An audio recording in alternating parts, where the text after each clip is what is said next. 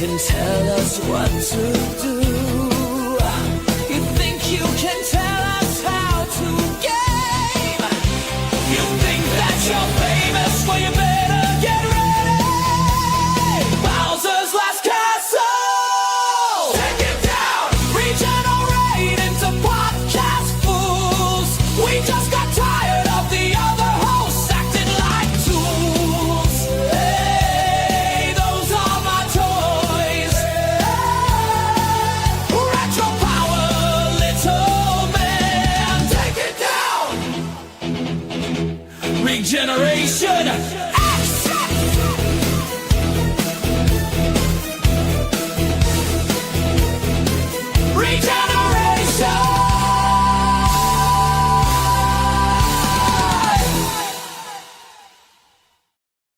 Hello, everyone, and stay tuned. Do not change your channel for the most unwoke, unfiltered, uncensored, politically incorrect, and absolutely toxic to anyone even slightly libtarded. The following transmission is officially rated X. Ladies and gentlemen, welcome to the new, most based podcast on the internet. My name is Jimbo from Retro Game Lounge. That is Chris from CM Retro Gaming, and this is the Regeneration X podcast.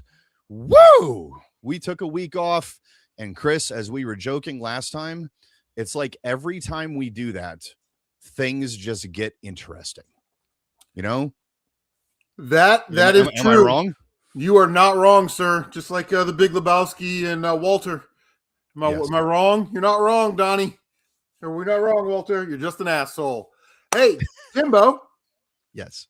Breaking news right now. It doesn't get any fresher than this. Right now on the Regeneration podcast, we are going to take you live. Well, I'm not taking you live. Forget that. But Somalis in Minnesota are now holding a press conference right now, live as we speak, demanding reparations for trauma caused by ICE. Now, keep in mind, 70% of them are on welfare, and 83% of them that have been in this country for more than 10 years still get government benefits. How do you feel about that?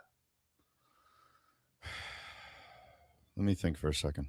Like, let me absorb that. So, take your time. We got a long night. What is their reasoning behind wanting this? Well, you know, the trauma that ICE has been causing to the Somali communities has gotten so oppressive that they now need reparations for that trauma. You mean like Emotional damage. like that? Yeah, sort of like that.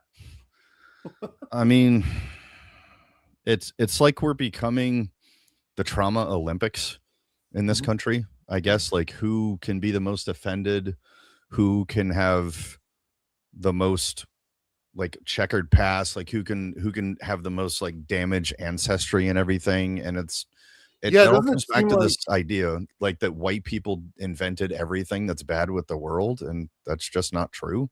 Yeah, it's like who can out victim the other group. That's where we're at right now. That's exactly where we're at. Yeah, I don't understand like what. I don't get it. Like, they've been here for like 5 fucking seconds and they want reparations, and these are also the people that are stealing from us. Yeah, just so we're all clear, about 50% of the country of Somalia, the Somali GDP comes from the United States. People stealing money and sending it back to Somali. That's half of their GDP. They have about $100 billion, about $50 billion a year gets scammed from taxpayers and sent back to Somalia. So, I mean, I don't know. I think maybe they should get the reparation money that we should give them. They should go back to their country and get it from Somalia. Since that's where the money's at. You might as well just go right to the source, you know. I think so. I mean, it's the audacity of these people apparently knows absolutely no bounds. Like, they got caught red-handed. It's now in the public eye, you know, like everyone knows about it. And they've got the balls to ask for reparations when we're still asking, like, hey, where the fuck is our money that you stole from us? Exactly. That is incredible. Like, that is that is beyond like the capacity of the typical woke American. Like this is like the fucking like the Sigma version of the offended hippie liberal dude. Like we've seen, like this is like the final form, like final boss shit. Like, Yeah. Wow. Yes. I don't. It is, I don't know. It's something, and that's if it's like, how do you define wokeism? There's always an oppressor, white males, and everybody else is oppressed, and the cycle never stops. Like these people really shouldn't even be here. No. And the fact that they've stolen money, and now they're going to try to racially extort money out of the government. It's absolutely disgusting. If I had my way, one Muslim in this country is probably one too many Muslims in this country. So they would all go. I don't care where they go. I'm not going to be that racist that says they have to go back to their own country. They can go anywhere in the world. Okay. It's not here. Well, I'll say it. I can say it. So can't harm a guy with nothing to lose, man. But no, I'll absolutely say it. Crazy 2 weeks, that's for sure. It is like, guys, we've got an absolutely action-packed episode for you tonight, where the amount of video clips and the amount of agenda notes that I have are more than the previous 2 episodes combined 2 times over. It's fucking crazy. Like, I've been preparing for this episode like all day. I was texting Chris back and forth, like showing him like what I'm working on. I'm like, bro, I'm like spending hours on this. Like, I got to start getting paid for this, because I'm putting the amount of time in it that like a fucking job requires. Yeah. So it's weird, because it's like, we'll let them behind the curtain a little bit. We'll break kayfabe. This is usually how it works. I'll pick a couple topics. Jimbo pick a couple topics. We'll try and fit it into the show. But because it's been 2 weeks, Jimbo's like, hey, we're adding this. Hey, we're adding this. Hey, we're adding this. So yeah. And it just keeps getting bigger and bigger and bigger. Because it never stops, bro. You're right. You're 100% right. It never stops. It doesn't. It's like the longer we wait, the better the episode gets. But it's like at the same time, like I want to stay on top of this crap, because then the average length of the episode is just going to get longer and longer and longer. So it's like, it's almost like we got to do this weekly just to keep up. So yeah, for sure. For those who didn't catch the Retro Game on Facebook page post where I let everyone know, like, hey, I took the day off. I did ask Chris, like, I'm not going to throw him under the bus. This was me. Like, excuse me. I took the night off, I should say, to spend Valentine's Day with my wife. My wife is my best friend. She supports this stupid bullshit that I do, and everything that I've ever done. The very least I can do is spend Valentine's Day with her, because I love her to pieces, and getting to spend it with my little boy at the same time, while he's still small and doesn't get super embarrassed when mommy's like, give me a hug. Like, he's still kind of malleable at that age. So yeah. It was awesome. That was good stuff. So it was nice having kind of a quiet Valentine's Day dinner. So all on me, really. But we're back in action, and we're giving it to you a day early, because Chris was like, dude, you want to do it Friday or Saturday? I'm thinking like, bro, we're already behind. Let's fucking go. Like, I would have done it Monday if Chris was available. I would have been like, let's fucking go. But it's okay. Yeah. Reporting live from the squad car. Exactly. I mean, dude, if there's some way we can like do a clip of that at some point, like even if we just save it for another podcast, I think that would be fantastic. Just even if it's like 30 seconds where it's just Chris checking in from the fucking front lines and everything, like that would be awesome, I think. So ladies and gents, let's go ahead and fucking kick the tires and light the fires here. We have a lot to talk about. So we were going to talk more about this had we done the podcast last week, but I honestly feel it's been talked to death. So we're just going to kind of glaze over it a little bit, because we have much bigger fish to fry in this episode. But I can't like not talk about it. Like, my wife was telling me to just like skip it, and she's giving me this like immense diatribe. It was like, and it ended with me like saying, is it okay if I pick the topics on my own show, or like, do you want to be the producer now? And she like stopped in her tracks, because she was like, oh shit. Like, I was like, are you going to be the producer now? Or like, you going to do some of the work for me? Or is this still all me? So if it's me doing it, I'm picking the topics. I love you, honey, but I got to at least talk about this. So, all right. So one of the many elephant in the room, Super Bowl halftime show. I saw both of them. I didn't watch the Bad Bunny one as it was going, but I checked it out after the fact. I chose to watch the Turning Point USA one, which I'll be honest with you, the only person that I knew there performing was Kid Rock. I'm Generation X. We grew up with Kid Rock, ball with the ball and shit. Like, I was 19 or 20 years old when that came out. And I wasn't really familiar with the other guys. Like, I guess I'd heard the names, but I wasn't familiar with their music. And I liked every single performance that I saw. Like, immediately, like, several of them got added to playlists and shit where I was like, whoa, this is actually pretty fucking good here. Special guest appearance. This is my cat Dolly, who wandered into the lounge when she absolutely should not have. Excuse me. Let me go kick her out. Does Dolly also pick topics for the Retro Game Lounge show? Only when authorized. Yes, Frankie Too Sweet. Yes, really. For real. Yes. For real. Yes, fucking really. So I loved the Turning Point USA show. I honestly loved, I guess because I'm a fan, but I love Kid Rock's performance the most because he did both things. Like, and he performed as like two different people. Like, he came out as Kid Rock, you know, doing the Kid Rock shit, and then he performed as, I forget his birth, Robert, whatever his name is, Robert Reese or something like that, where he's doing the new thing that he's doing. And I think it's cool that he hasn't forgotten where he came from, because like Kid Rock puts asses in seats, and like the new thing, it's like, I mean, it's cool. Like, it's a little bit more mellow, definitely a far cry from Ball with the Ball and like American Badass and everything. This is definitely a different flavor, but I dug it, man. It was really cool. Like, it was nice. It was very well produced. It was very well put together. I enjoyed it. The wife enjoyed it. So, as far as the Bad Bunny thing goes, well, I put a little very short clip together for you guys. So for any of you who didn't actually see it, I'm just going to give you the highlights, just to show you kind of what you missed here. There's not a lot there, really. And then we'll talk about it a little bit, but let me throw this clip on screen, and we'll just see what everyone thinks. De los barrios y los caseríos. Ella viene por ahí. Quieren quitarme el río y también la playa. Quieren el barrio mío y que abuelita se vaya. No, no, suelte la bandera ni olvide. Yeah, so there was a part of it that they didn't show, that wasn't originally broadcast, and they actually, I think they had cut away from Bad Bunny before this actually happened. So I was able to dig this out. This actually took some doing to get a hold of this fucking clip, and I just thought I would share it with you guys. So just stay tuned for 1 second. And here he comes. I hope you studied up on your Spanish, everyone. And oh my goodness, what the hell is going on out here? This is incredible, folks. Never seen anything like it.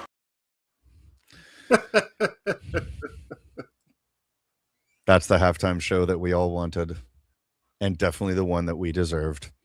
Yeah. So, I mean, like, as far as what I personally felt of the Bad Bunny halftime show, I'm just gonna tag in my fucking buddy Tony from LC Signs and just let him say it best. Gay as fuck. You guys are gay as fuck. That's really my answer to anyone who thought that show was anything remotely resembling patriotic, wholesome, entertaining, whatever. Tony, tell him again. Gay as fuck. You guys are gay as fuck. That is literally how I feel about this. Men dry humping against a fucking pickup truck. Ricky Martin, who's as gay as the day is long. Not throwing any shade at him or anything, but just every piece of this. And for anyone not familiar with the lyrics of the song that he was singing, you know, he's getting fined. The NFL rather is getting fined. Not something that you should be showing your children, especially if they understand Spanish. Like, this was some fucking 2 Live Crew level shit, you know, for all those Gen Z people who may not, you know who that is. I'm sure Chris knows who I'm talking about. Like, the original kind of fucking like raw rappers, dude. We're like, having that tape in school, you had legitimate street cred if you had the 2 Live Crew. Is the reason we have the parental advisory explicit lyrics on media. It is as nasty as they want to be, man. Like, the first like kind of fucking raw rap album. So like, I saw that, I think, in like 5th or 6th grade, where I didn't know what it was, and I saw the cover and I was like, oh my god, like, it's just a bunch of like topless chicks like staring away from you, and they were all like kind of on the beach, like under their legs and shit. Songs. And I was like, wow. So I mean, this was at that level. I know some friends of mine that watched it, and these people are parents. Guys, do fucking better, man. Like, seriously, like, some of them have daughters and shit that are really small. Like, guys, come on. That shit was fucking garbage. Like, it's my wife is somewhat of a Bad Bunny fan. She's actually been to one of his concerts, and she'd be the first to tell you, like, this is absolutely not for children. She's like, this is for fucking horny single bitches. Like, you know, the concert thing was long before she and I got married. So she'd be the first to tell you. She's like, yeah, the people at that concert are like fucking horny Latino like sluts, like, pretty much, like, just, you know, like, single women who just want to go out there and party and shake their ass. And that's fine. Like, I'm not throwing shade at that. Like, there's a time and a place for that. And, like, in the living room of people watching the Super Bowl, in my opinion, is definitely not that place. Like, that should be, the Super Bowl should be family friendly. Like, it really should be. Like, Yeah. I'm not against violence. I'm not against hard R stuff. I mean, guys, we're going to talk about the fucking Hellraiser game coming tonight, which I don't even, I'll save my thoughts on that. Like, I have no aversion to those things, but do I think that's in any way appropriate for children? No, because I'm not an idiot. So yeah, there's a time and a place for that stuff, and this was not it. And how much are they suing the NFL for? What is it, like $20 million or something? Yeah, so you know, I didn't see it. I had to work. I'm a big sports fan, so the Super Bowl is definitely something I would watch. Sure. And while I've liked some of the recent offerings, I like the Eminem, Jay-Z 50 or Dr. Dre 50 Cent sort of mashup they had a couple years ago. I am not a Bad Bunny fan. I could care less about Bad Bunny, but because he couldn't control himself and put on a more family-friendly, TV-friendly performance, the NFL is getting sued. Well, they're not getting sued. They're getting possibly fined up to $20 million. And what that does is that comes from the FCC, and now that puts your licenses in jeopardy. Like, you're on probation. So if you have another one of these incidences in X amount of years, it could result in you losing their license. Now, let's be honest. The NFL is a multi-billion-dollar company. The commissioner makes about $60 million a year. So the idea that they would lose a license would be ridiculous, but it's also ridiculous that they're going to get fined $20 million because they couldn't control a halftime performer's mouth. That is kind of silly. And it's like they didn't bother to check the lyrics and everything. And if the performer's speaking English, I guarantee you the NFL would have been like, can we see the lyric sheet? Just to make sure it passes practice. Or sit them down, sit them down and say, listen, this is the type of performance that we want. We can't have this list of things right here because we're on TV, we're live, we got kids in the, you know what I mean? I don't know. I think Roger Goodell has given Jay-Z way too much freedom, because Jay-Z is the one that has been picking these halftime shows over the last 15 years or so. And quite honestly, hearing Jelly Roll talk, I don't know who Jelly Roll is. I couldn't name one of his songs, but listening to him talk, man, he would probably be a really good pick for next year's halftime show. Yeah. But that's just I agree. We won't.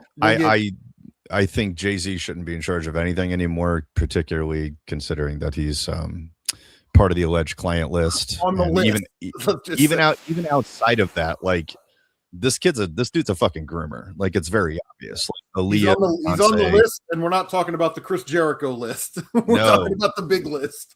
Yes, we're talking about the big list. So yeah, I don't think anyone should be paying him to do anything. Like, when we found out that when it was announced rather that he was part of the Epstein files, he completely purged all of his social media. And I'm like, yeah, innocent people don't do that, Chris. And I think you know that. Guilty people do that. Mens rea, the guilty mind.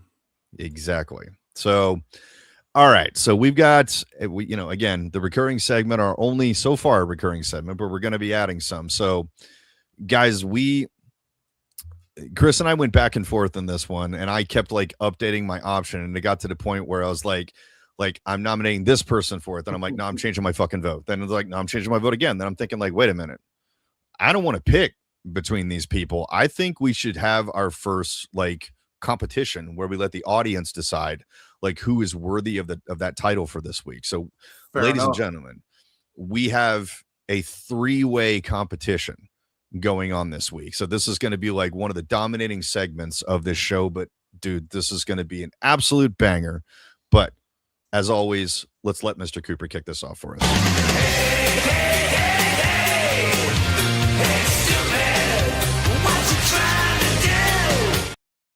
That's right. Hey, stupid. And oh my God. Again, all you and I have to do, Chris, is nothing. And the stupid just gets out of control. It's just like we're having trouble keeping up with this shit because there is like the level of retardation is just incredible. Mhm. Like it really is. Like I think I see like, dude, that's the hey stupid pick, and then I wait a day, and then I'm seeing another. I'm like, there's a fucking that's a banger, man. Like I can't not do that one. So we're gonna leave it to you guys. Like seriously, like we're gonna go through these one at a time, and we're gonna let the audience decide like who is truly worthy of hey stupid. I honestly can't. I don't have a pick.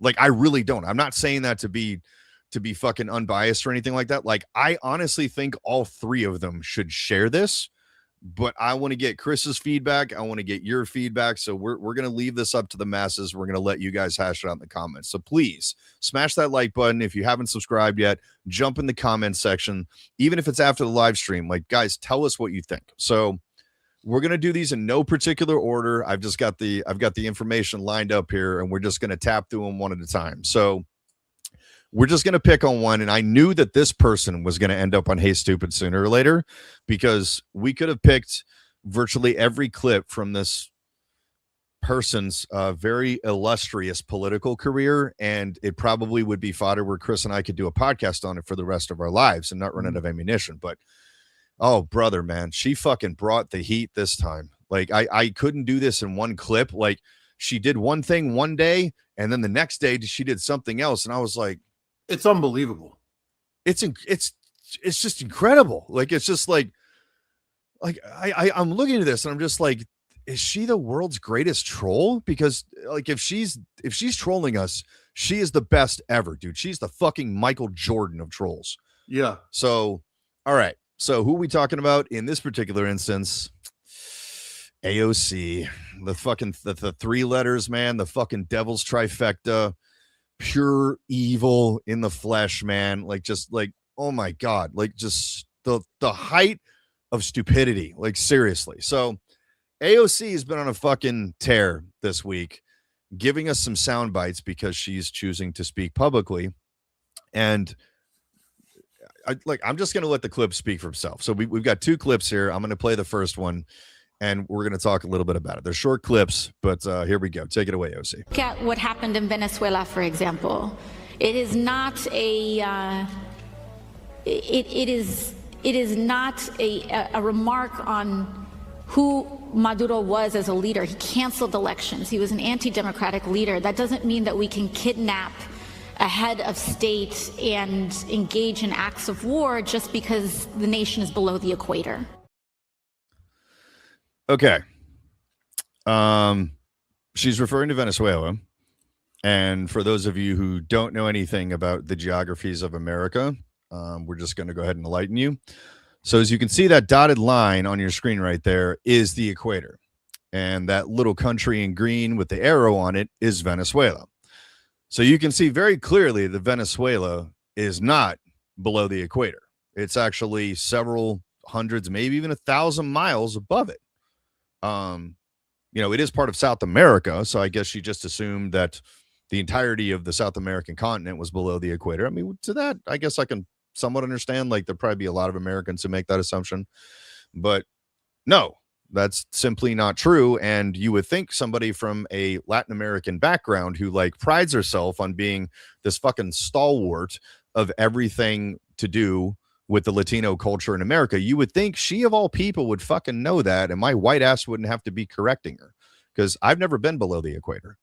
So like, I've never been to any of these countries. I know what I see in the news about them. I know what I studied in school about them, but I have no like anecdotal knowledge about any of this, yet I know that, because when I heard that, I was like, wait a minute. And I looked at a map. I was just like, am I fucking remembering this wrong? And then I looked at it. I was like, no, because I remember the line going through like kind of like the second third of South America. That's the way I remembered it in my head. And that's basically what it is. Like the first third ish, maybe the first quarter, you know, it's not an exact science, guys, but like we'll call it the first quarter of South America is above the equator and everything else is below the equator. So, that's just fucking incredible that she actually doesn't know that. But to go ahead and complicate things further, I think it was like a day or two later. She just brings the fucking heat again, man. Like you would think she would just be like, all right, I'm done. Like tell her publicist and her people, like, guys, no more interviews this week. I'm done. Cancel my shit. But no, she went on another one and gave us some even better shit. So here we go. Would and should the U.S. actually commit U.S. troops to defend Taiwan if China were to move? You know, I think that this is such a, you know, I think that this is of course a very long-standing policy of the United States. And I think what we are hoping for is that we want to make sure that we never get to that point. And we want to make sure that we are moving in all of our economic research and our global positions to avoid any such confrontation and for that question to even arise. Holy shit. That was the fucking brown derby Cobb salad of word salad, man. Holy shit. My head hurt. I know. It's like, I actually, for the record, guys, paining. I like, timed it. We'll get your reaction, Chris, I promise. But I just got to interject this. Like, I timed it as far as her fumbling.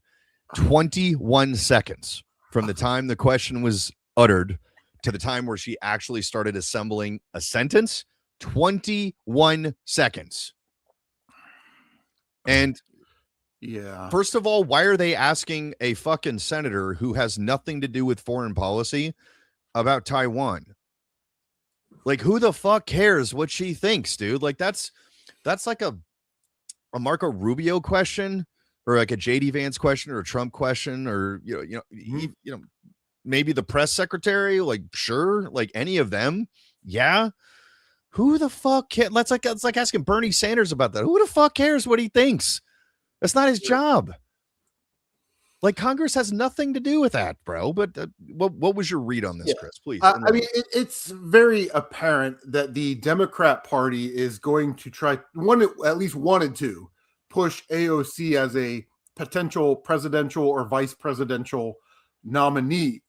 They think that she reaches women voters and Latino and Hispanic voters. And while the Democrat Party is losing ground with independent voters and black male voters, they need to hold on to Latino women for sure.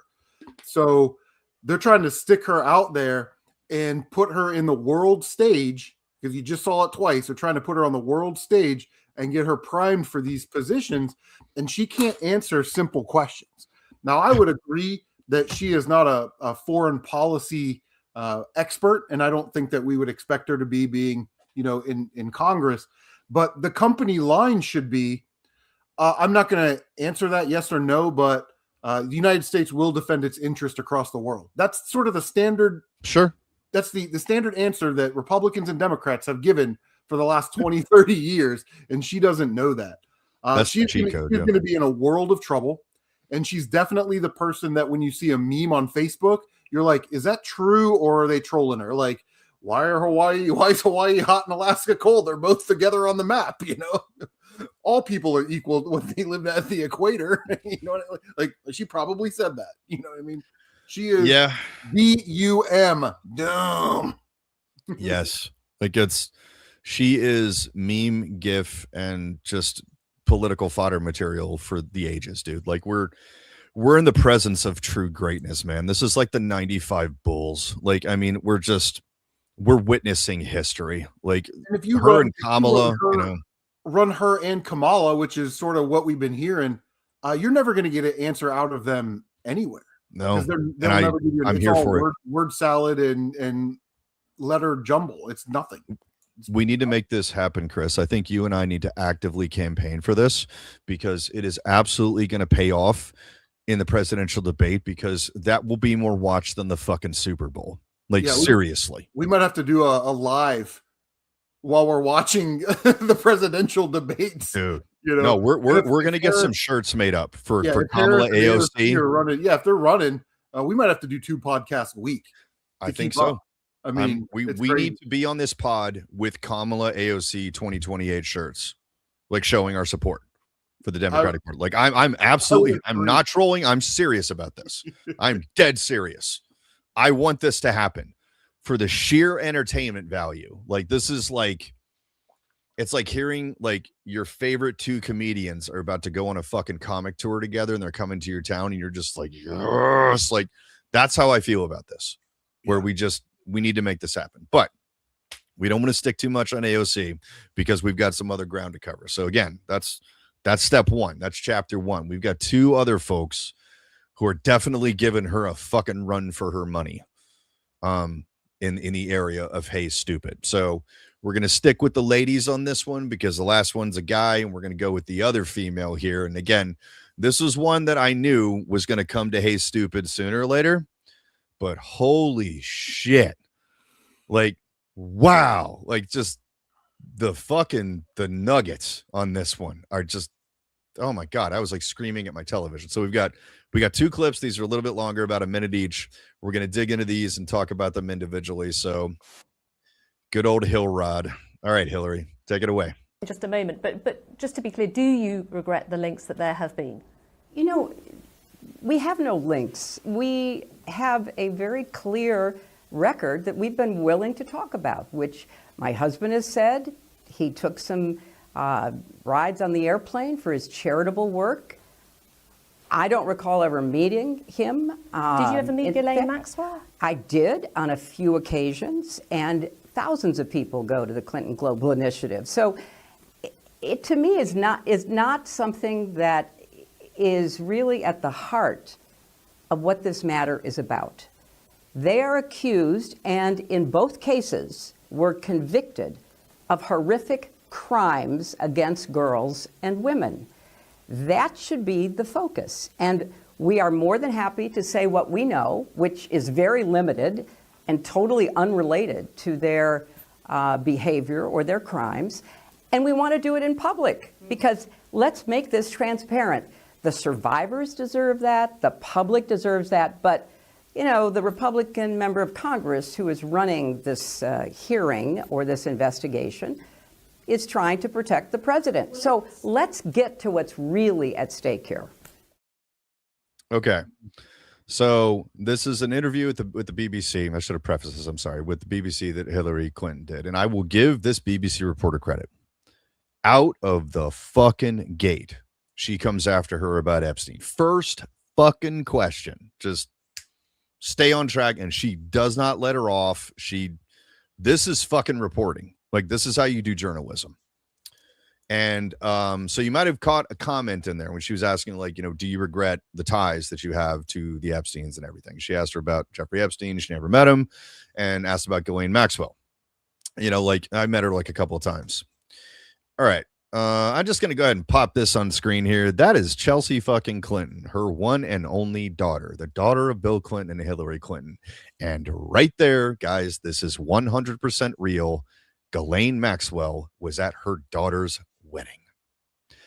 I'm going to go out on a limb here and say that she probably knows her at least somewhat well. They may not be best friends, but like, you know, I met her a couple times. Well, you liked her enough to invite her to your only kid's wedding.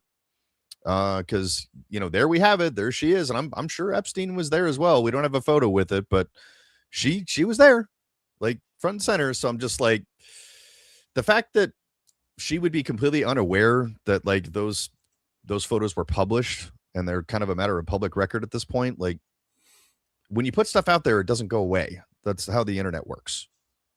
So before I move on to the second clip, because guys, it gets even fucking better. I promise. I made the second clip for a reason. This was the layup, and the next one's the dunk. So, Chris, your thoughts? Yeah. Listen. You know, Miranda versus Arizona, you have the right to remain silent. Sometimes you should just take that path and say, you know, I'm not going to comment on that at the time. It's an ongoing investigation, blah, blah, blah. Give them whatever. But if you notice Hillrod's body language, she's lying the entire time. And every time she's trying to sell that lie, She hits a buzzword, public, transparency. She then focuses her gaze right on the reporter as if the public needs to know about this. You're on, like, confirming you're on my side, right? Like, I'm with you. You know, it is that micro body language, those things that she does that you just know that she is not telling the truth. And she hit it every single time in that clip. Couldn't have said it better myself, brother. She has a lot of tells, and they're very obvious. I'm not the trained eye that Chris is. You know, Chris has people lie to him all the time. That's, you know, the kind of the nature of being police officers. A lot of people don't want to tell the truth. But me as a very untrained person watching this over and over and over again, I'm sitting there thinking, like, this person is lying to me. Like, they have every hallmark. They're reassuring themselves. Like Chris said, they're using buzzwords. Like, whenever politicians do that, 99% of the time, they're lying. Like, they're basically they're using filler words to distract you from what you're asking. You know, we're trying to do this in public and blah blah blah blah blah blah. It's like, okay, what does that mean? Like what is that going to solve? Like, do I have a problem with them interrogating her and Bill Clinton in public? No. Like, if I had my way, it would be. But to me, that seems like that's the distraction, where it's just like, you know, we're willing to do this in public and yada yada yada, and the senators won't do that because of yada. And then if the senators, you know, Congress people don't do that, then it makes them look culpable, and she knows that that's what they're going to do. So she's giving herself the exit strategy. Yeah, like, I'll give her credit. She's playing chess. Like, she is playing chess. I will give her credit for that. That's a fucking smart move. Mm-hmm. But I think a lot of people, not just us, Chris, are smart enough to see right through this. So yeah. All right. I promise you the second clip was going to be even better. Oh man. Like, this one where I'm just like, I can tell you one thing, Chris, this answer that she gives was not rehearsed, because there is no version of reality where anyone around her would be like, wouldn't be like, don't say that. Like, whatever you like, say anything but that. So I'll let the clip speak for itself. Here we go. I just want to ask you though, because as many people have said, being in the Epstein files does not mean that you've done anything wrong. But speaking for yourself and for your family, what was your reaction when you saw some of the material that has been released? I'm thinking, for example, of images of your husband apparently in a hot tub in a swimming pool on Epstein's plane. What was your reaction to that? And do you know the context surrounding some of those images? Absolutely. And it wasn't a hot tub on a plane. It was one of the stops they made to look at philanthropic and charitable work that my husband has done, saving literally millions of lives around the world. It turned out that was done long before there was any public awareness and certainly any conviction of any crime by Jeffrey Epstein. So it was a short period of time that was in pursuit of charitable philanthropic work. A lot of people were traveling at the same time. Many staff members, guests, other supporters of the foundation. If Bill and I had a penny for every person we've taken pictures with, we would be extremely rich today. That last sentence right there. Let me repeat what she just said. If we had a penny for ABC XYZ, we would be extremely rich today. Bill and Hillary combined are worth $300 fucking million. She is not just very rich. She is fuck you rich. Mm-hmm. That is the most tone deaf shit I have ever heard anyone around like who's been in the circles of Capitol Hill ever say, where it's just like, it's like she's so rich that she doesn't think about things like that, where it's like, do you honestly think that we don't know that you guys are rich? And this is just what they're reported to have. Like, this isn't, we don't know how deep the Clinton Foundation rabbit hole goes. In my opinion, they're probably billionaires, but it's just not being disclosed. Mm-hmm. So like the 300 million or whatever, that's just what's being taxed. That doesn't, like, the Swiss bank accounts and offshore accounts and shit, guys. I guarantee you combined, they're worth $1 billion. Oh yeah. I mean, it's a known fact. Their main foundation, when you donate or whatever, it gets kicked up to the Royal Bank of Canada. So their money isn't even in this country. And then, like you said, I'm sure it's split, you know, goes to certain friendly countries.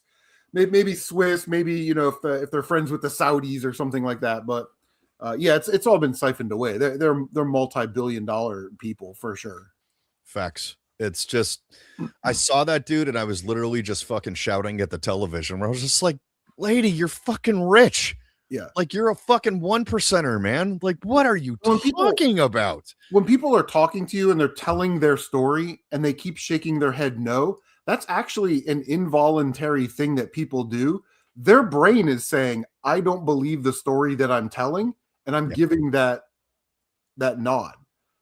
Yes. So the creative part of her brain was activated, and then the logic part of her brain said, this doesn't make sense. That's what's going on there. And she did it that entire clip. She went way the fuck off script, and probably right after it happened, she was like, fuck. And then that look that she gave when that reporter asked that, like, bitch, you're gonna die. Yeah, and I'll put this up on screen. Vivek's comedian. Right, there it is. Watch that interview or turn up dead. Like, probably, yeah. So it's wow. I mean, it's like it's just incredible, dude. Like we've got heavyweight contenders here between AOC and Hill Ride, but we're not gonna let them hold all that fucking smoke themselves. We've got another guy who I think is absolutely worthy of this, and this is about a minute long clip where every single sentence is just fucking gold, and where I'm just thinking like all I see is someone with a shovel, and then the hole just keeps getting deeper and deeper and deeper and deeper. Where I just want to be like, bro, stop digging, just stop. Like it's after the first sentence, I would have been like, bro, shut the fuck up. Yep, just shut up. So. For the record, I have actually seen this man in person before. We're talking about Mr. John Leguizamo. I saw him very briefly in DC. Total, like, just coincidence. Like, I was in the right place at the right time. I was actually on my bus going home from work, and I look out the window, and he's 10 feet away from the bus walking down the street, and he's got a camera crew with him. I don't know exactly what he was filming, if I had to guess some kind of documentary or something, but it was definitely him. And I was just like, holy shit, it's John Leguizamo. Like fucking like fake Luigi. So dear old John has some pretty fucking hot takes on. I mean, this guy's known for his bad opinions, man. Like, I'm just gonna say it. John Leguizamo's a racist asshole. Like, it's like that's just a fact. And like he is racist. Said, which makes it worse is he's an uninformed racist. You know what I mean? Like, he is a tone deaf fucking racist, which just makes it even worse, in my opinion. Because he doesn't realize how fucking stupid he sounds. And he's said things on record before, like, you know, we need, you know, like he keeps portraying like Latinos as if they're somehow downtrodden in Hollywood, and like, you know, they're not. It's like, dude, you were in fucking John Wick. Like, you've been in some fucking A-list movies with some A-list people. Yeah, Spawn, like fucking Executive Decision, and Wesley Snipes. Romeo and Juliet. Like, I mean, you've done some fucking high art shit, and you're worth quite a bit of money. You've done stand up and everything. Like, you're pretty fucking successful, financially at least. Like, you've been in some pretty successful movies, and you know, you were doing this shit like 30 years ago, man. Like, you know, you're not young. Like, he's damn near 60 years old, man. Like, John Leguizamo's in his late 50s, so it's like, you were doing this long before this, you know, fucking white man keeping you down shit that you think exists. Like, you were doing this crap in like the 90s. So you were in the fucking Super Mario Brothers movie. It wasn't a great movie, but you were fucking Luigi, man. Like, you were. That's a high profile movie. You know what I mean? Even though it was garbage. So, bro, it was the first video game movie. Like, you know, I mean, calling it a video game movie, I think, is a stretch, but I mean, it basically was like, that was, what was it, 93? Or I believe that came out. And I mean, that was 2 years before Mortal Kombat, a year before Street Fighter. Like, that was the first, you know, and they were adapting like what is undoubtedly, you know, the greatest fucking video game IP, the biggest video game IP of all time, dude. The most recognizable video game character ever. Yeah, it's a massive franchise. It was a big deal. It was a big deal back then. That's all I'll say. Facts. So for the record, I don't hate that movie. I have it on 4K, and I love it because it's so strange. And I honestly think that if it were called anything else other than the Super Mario Brothers movie, it would absolutely be hailed by people as a cult classic. Like, movie nerds would be like, bro, this is one of the best sci-fi movies from the 90s. It's like the Odd Duck. It's the Black Sheep. It is so fucking out there that I think if you take away the Super Mario Brothers shit and they just made it like a weird sci-fi movie where a couple guys from New York get sucked into a dimension and there's like weird dinosaur shit going on, people be like, dude, this was fucking dope. Like, this is ahead of its time. It's not a terrible movie. It's just a bad Super Mario Brothers movie. It doesn't work. That, the one with Chris Pratt aced it. Like, that's the fucking gold standard. Like, that was perfect. It hit base, except they didn't call the Tanuki suit the Tanuki suit. They called it the fucking flying squirrel suit or something. I was like, no, bro, that's the Tanuki suit. A Tanuki's a real fucking animal, for Christ's sake. It's Japanese. So anyways, we're going to let John go on his little spiel. We'll give him the floor for about 1 minute and 9 seconds, and then we'll talk about that. So take it away, John. There should be a rule that if you don't like a certain ethnic group or race, that you can't eat their food or use their inventions that they give in the world. So, if you don't like Latin people and you don't like us speaking Spanish and you don't like us being here, then you can't eat our chocolate because we gave you that. You can't eat our vanilla, get off it. You can't have our tomato sauces or ketchup because we brought the world tomato and tomato sauces. You can't have anything spicy or hot because we gave the world chilies. Get your hands off of it. You can't eat corn or popcorn because we gave you that. You can't eat our squashes, no zucchini, nothing, because that's ours. No beans. We gave the world all the beans. That's right. I know it's a little gaseous, but get over it. You know you like them. And we gave you avocado, no more guacamole, no more potatoes, no more potato vodka, no more potato gnocchis or pierogies. That's right, because we gave you French fries. Potatoes are ours. Okay? No more tapioca teas, because tapioca is ours. You can't touch any of our stuff, and you can't use our colored TVs. Okay, so a couple corrections there. No, Latinos did not invent chocolate. Monks from Spain invented chocolate. And I know that there's a lot of the Latino community who refer themselves as Spanish. That would be akin to someone like Chris or myself referring to ourselves as English, because that's the language that we speak. We're not English, we're American. That's the nation we come from. Your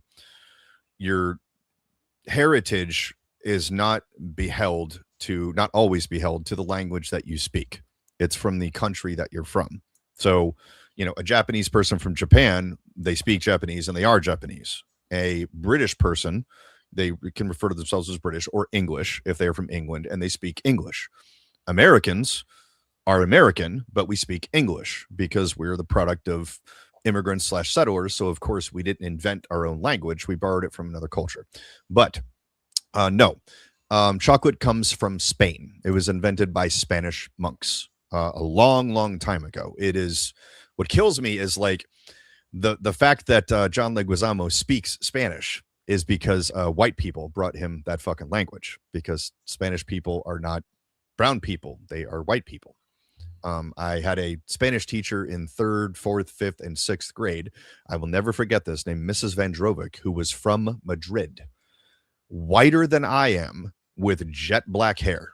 Like, this was the most fucking Madrid-looking woman, like tall, hourglass figure, fucking rocket tits, like just wore the skirts and everything. Like, this was the most proper Spanish woman you've ever seen in your entire life. Very well spoken.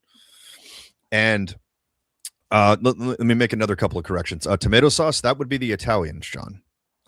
Yes, I understand that tomatoes do come from Central / South America, but tomato sauce was created by the Italians.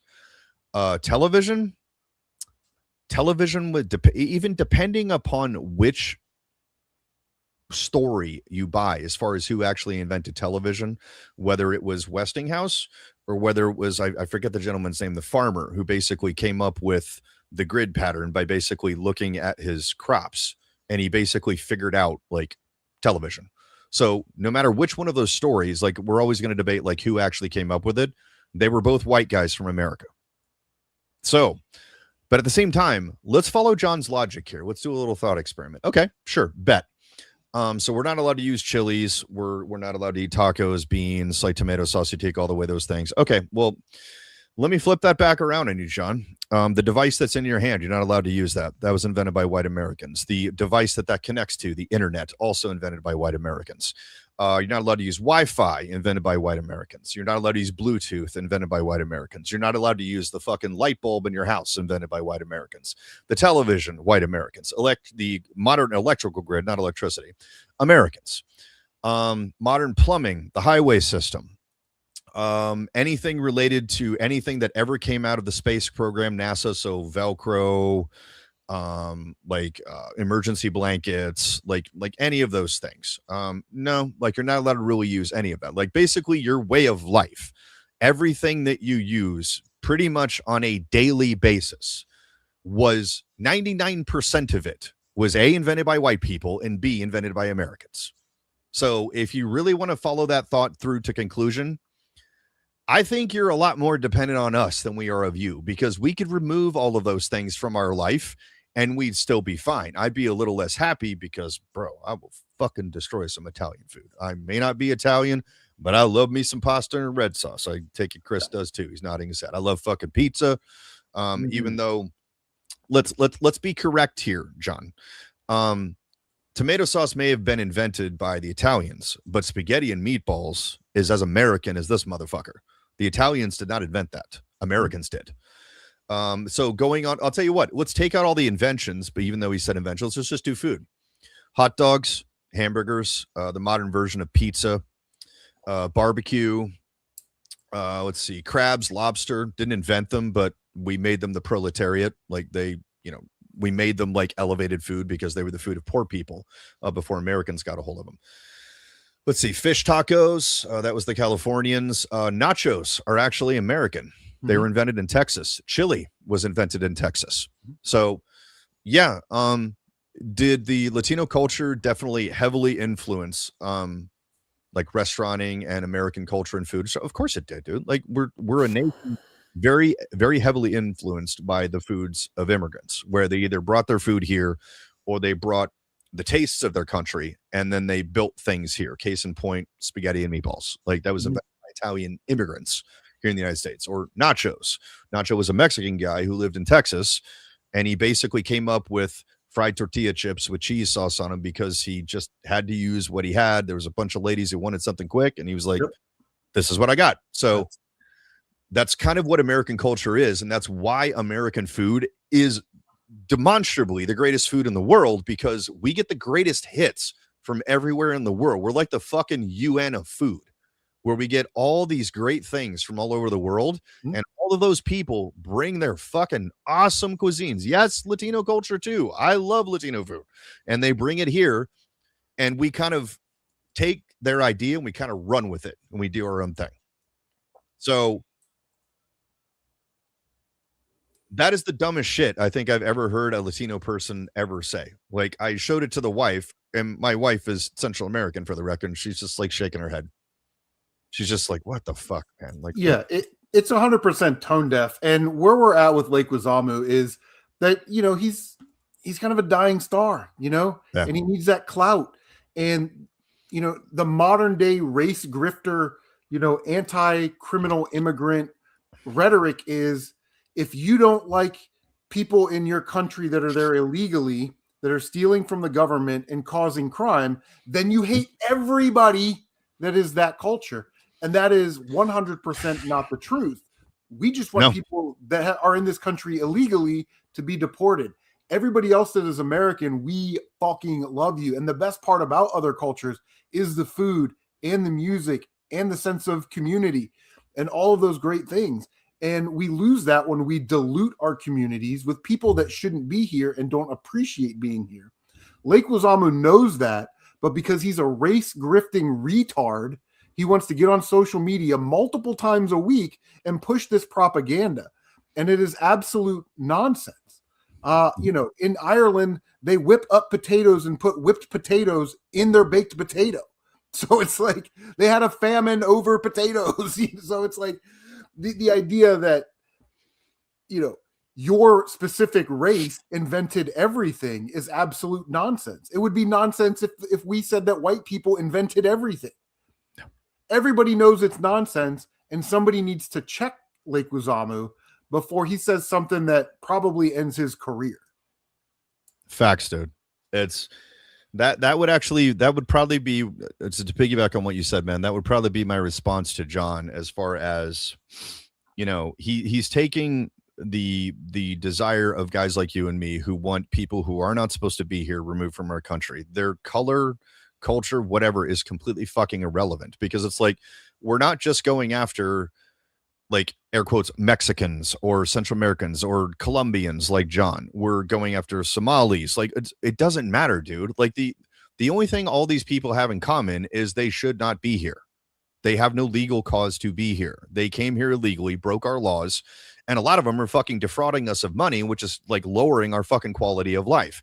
If that isn't enough information, enough ammunition to make the populace of a country angry, then you're going to have to give me a better example. But I'll address John fucking directly. So I want all Latino folks who are here illegally deported. And his response would be like, well, that's a racist thing to say. And my response to you, Mr. Leguizamo, would be like, racist, huh? So what gave it away? Was it the wife from El Salvador or the biracial kid? The kid, probably. That's what. Probably. Like, I am so fucking racist that I married one of y'all. But again, and not only married her, I had a kid with her on top of that. Yeah.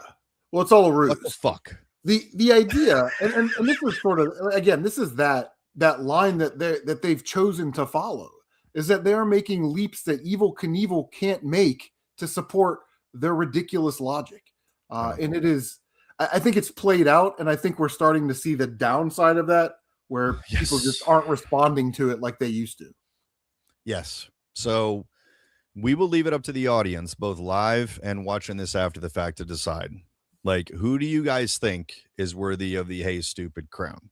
So going forward, you know, we're going to cap it off, you know, because most of the time, I can't say this definitively, but most of the time, we're probably just going to have one person a week that we're going to give the Hey Stupid crown, and we will crown them with the following. Fuck you.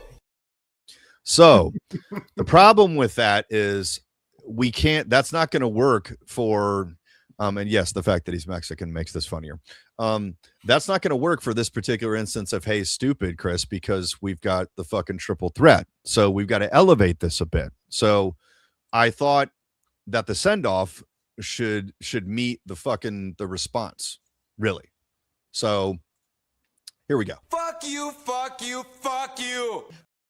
I mean, we got to have three of them, dude. Like, I can't isolate one of them. I've got to give the finger to them equally. Yeah. I can't show bias. I agree. We got the trifecta of Hey Stupid, and we got the trifecta of fuck you. So fuck you. It works. Again, we'll give it to them one more time, just for the people in the back who didn't fucking hear it.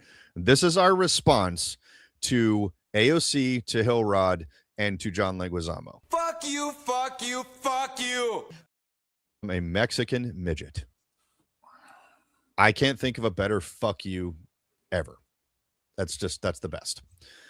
So, and as always, that is our opinion on this. And if for any reason you disagree, and of course, if you're not down with that, we got 2 words for you. Thank you, Mr. Gunn. Thank you, Road Dogg. Couldn't have said it better myself. So that concludes Hey Stupid, but man, do we got some more stuff to talk about here, guys. There's no end. There's no end. So we can't talk about this all night, but definitely we got to at least touch on this. So the federal government is basically saying that they are done, their words, not mine, releasing Epstein file stuff, like whatever you want to call it. Like, they've released everything that they're going to release. People are still combing through it, because it's literally millions of fucking pages. And I don't think anyone has gone through all of it yet, but you know, the geeks and the Reddit people of the world are deep diving here, and they're starting to analyze this thing very systematically and finding patterns, like buzzwords and things like that. And we'll get into that. But before we deep dive too much into that, I didn't feel that this one qualified for Hey Stupid, but it's slightly outside of that. And I feel I at least have to mention it. And if for no other reason, Chris, like, when we do this, they cannot accuse us of playing fucking sides, because I'm going to throw shade at the current administration here, because someone in there, in my opinion, should not be doing her job. I would be removing her from that position because she is clearly demonstrating her incapability of it. So, dear old Pam Bondi took the stand in front of Congress recently, and they're grilling her about the Epstein files. And I'm sure you guys have seen the segments from Thomas Massey, who's the fucking saint right now. That guy's been going after these people with both barrels. Ro Kashana, I'll give him his credit. He's the guy on the other side of the aisle. He's one of the few enlightened Democrats, man, where he's teamed up with Thomas Massey, and they're both taking part in this. And I'm just like, you know what, man? Like, all right, we disagree on a lot of things politically, but he's got the wherewithal to understand, like, this is not a partisan issue, man. Like, we're parents. We've got skin in this game. This should concern us all equally. So bless his heart for fucking doing that shit. Thomas Massey, bless your heart. Thank you so much for everything you guys are doing. So they both let her have it, man. And they weren't the only ones. And I didn't categorically disagree with everything dear old Pam said and did, but she did a couple things that I definitely took issue with. We got a couple clips to bring you guys up to speed in case you haven't seen them. So I'll let Pam go ahead and take it away. We'll start with this first one here. You sit here and you attack the president, and I am not going to have it. I'm not going to put up with it. You know, all they want to do, all the American people need to know this. They are talking about Epstein today. This has been around since the Obama administration. This administration released over 3 million pages of documents, over 3 million, and Donald Trump signed that law to release all of those documents. He is the most transparent president in the nation's history. And none of them asked Merrick Garland over the last 4 years one word about Jeffrey Epstein. How ironic is that? You know why?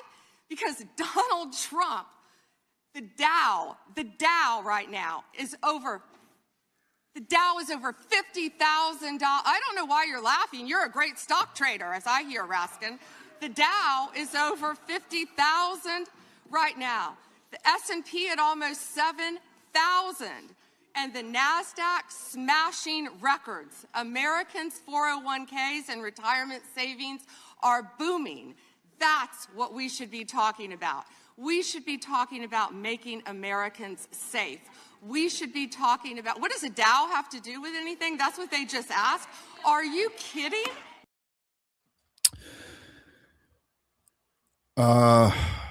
Before I get into my opinion on that, this. Fuck you! I just got to lead with that. That's directed at Pam. In case you didn't hear it. Fuck you, fuck you, fuck you! That is my honest opinion of Pam Bondi going from that clip. So let's unpack that, Chris.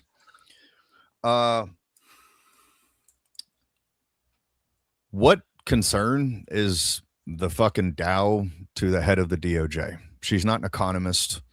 Like, she's not in charge of anything resembling the economy. Like, she's the fucking top cop, dude. She's the person putting the bad guys away. That is literally her job. Mm-hmm. It's just to lock up the bad guys. And in that clip, she mentioned keeping Americans safer. I don't see what the fuck the Dow has to do with that. Like, really, like, I understand the economic impact on it, but do I really give a fuck that it's at an all-time high? No, because I'll just speak for me personally, Chris, then I'll kick it over to you. First of all, that's not real money. That's a fucking speculative market. Secondly, the idea of Chris and Maya's generation, like, retiring the way our parents did, guys, that's not going to happen. The fucking boomers are, and I had this conversation with my father recently, and he didn't disagree. I'm like, Dad, I love you. Technically, my dad's silent generation, but my mom's a boomer. And I'm like, you guys voted selfishly, and you're the last generation that's going to know what real retirement is. Mm-hmm. Social Security won't exist when Chris and I are ready to retire. It will be long fucking gone, guys. It's not going to last the next decade. So I won't even be close, and I'm older than Chris, to be able to cash in on that. So I've been paying something in my entire life that I will never fucking see a dime on. I kid my dad every time I see him, like, hey, Dad, are you enjoying my retirement? Since my generation bankrolled yours. Obviously, I'm kidding. I love my father. But the 401ks and all this, guys, it's fucking smoke and mirrors, man. Like, I'm not throwing all this shit under the bus, but all that crap really doesn't fucking matter. Like, it really doesn't, at least not compared to something like what she's been tasked to dealing with, like the fucking Epstein files. On top of that, they were there to talk about the fucking Epstein files, not how good the goddamn stock market is doing. That is completely fucking irrelevant. So I'm hoping Trump ripped her an asshole when she got done with this and was just like, why the fuck were you talking about that? Like, you just made me look stupid. Like, it might have been what you said was true. Yes, it's all up right now, but so what? Like, who cares? What does that have to do with this? Yeah, and I'm not going to, Social Security and state retirement. I'm in state retirement. So after 30 years, I'll have, 63% of my top 5 highest earning years. And then I also do Ohio deferred compensation. But what's really going to drain Social Security that nobody's talking about is, like, in the state of Ohio, it used to be if you got state retirement, you didn't get Social Security.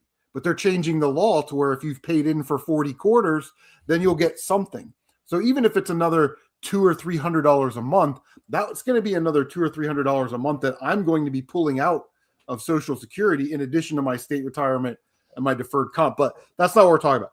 What happened right there in that interview is a classic example of you talked yourself into a circle, couldn't get out of it, so you switched gears and went with, I have numbers here, I'm just going to give you these numbers. The Dow's up 50%, the NASDAQ is up $1 billion, trillion, zillion dollars, and right?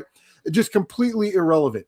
And where AOC doesn't understand her assignment on how to answer questions, neither did Pam Bondi in that situation, because you are 100% right.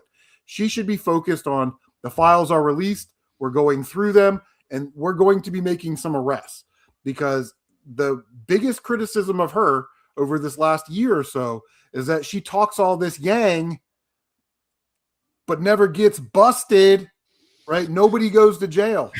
Yeah. And if she keeps this up, I understand she has a tough job and there's a lot going on, but she cannot get my vote of confidence if people don't start going in handcuffs, whether they're Democrats, Republicans, or other, for this Epstein file stuff.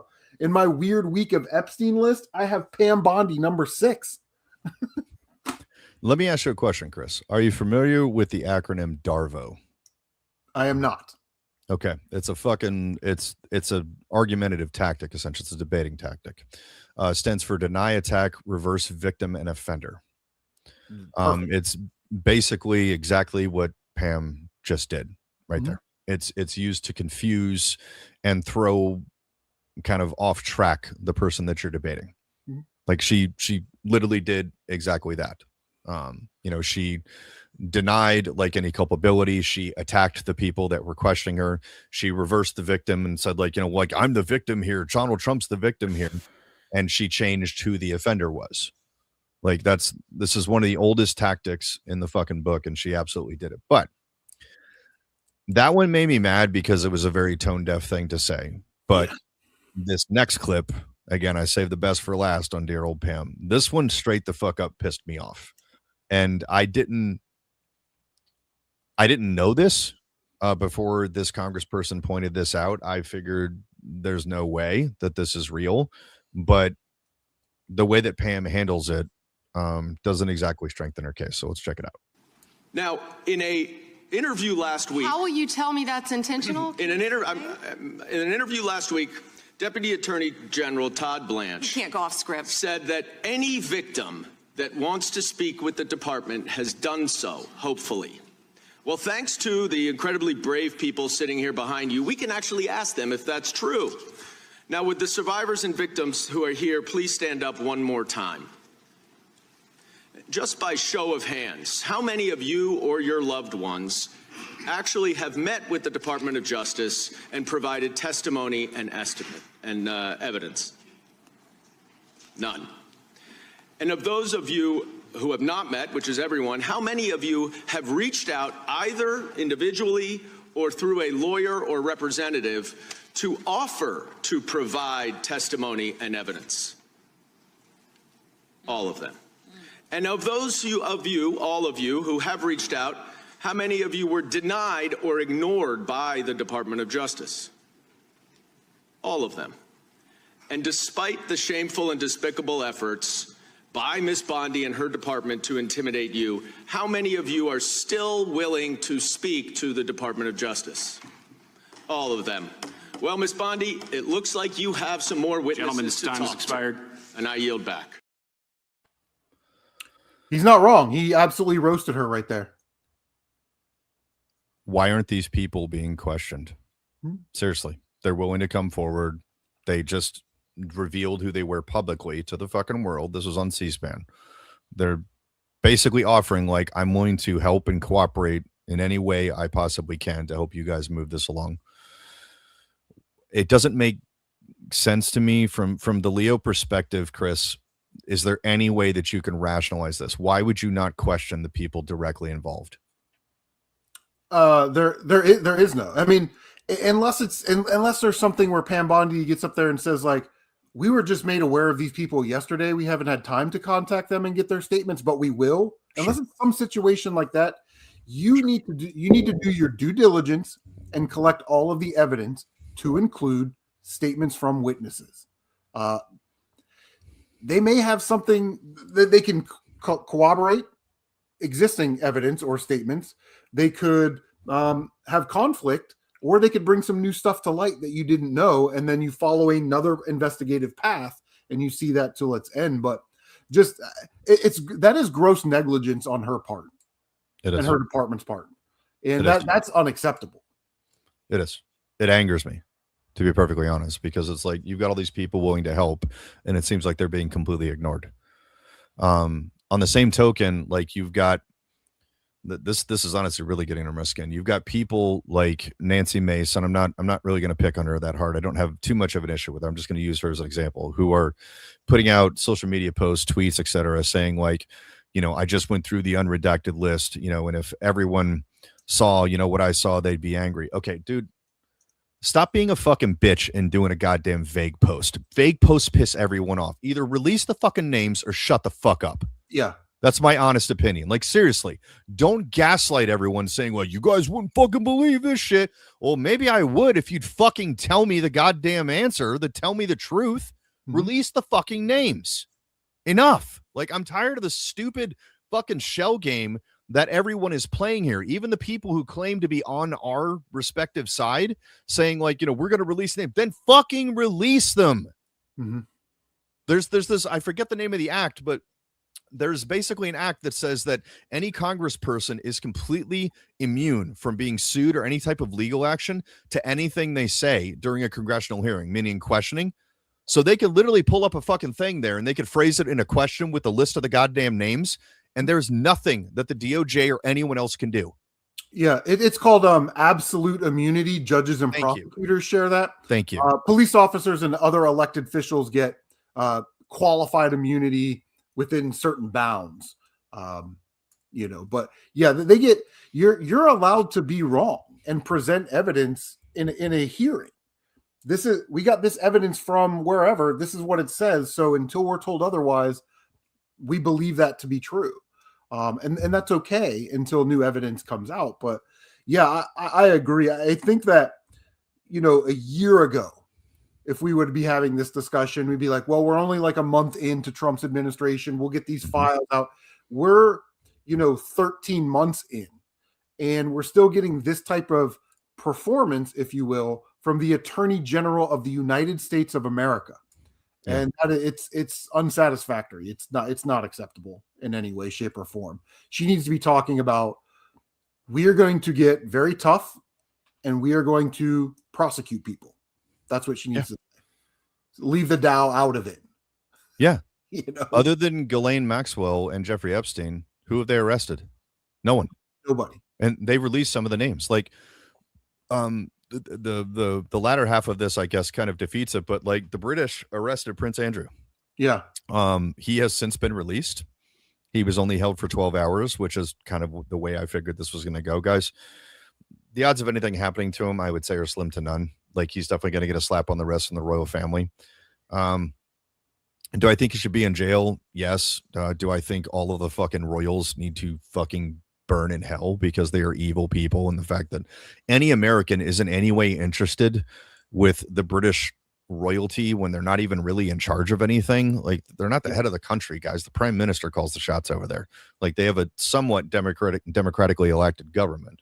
Not quite as free as us, but the fact that any American is even remotely interested in what the royals do has always irritated me. Because I'm like, do you guys not remember that we fought a fucking war against the system of government, and we basically said, like, fuck you, we're going to govern ourselves? Like, have you guys forgotten that? Like, it's just, that's always been a bit of a curiosity for me, but I won't go off on a tangent with that. More on the Epstein files, like your boy Les Wexner. We got some news on that one. So there's a clip going around. I don't have it on tap, guys. I apologize, but there's Les Wexner has been like deposed basically, and he's giving some testimony.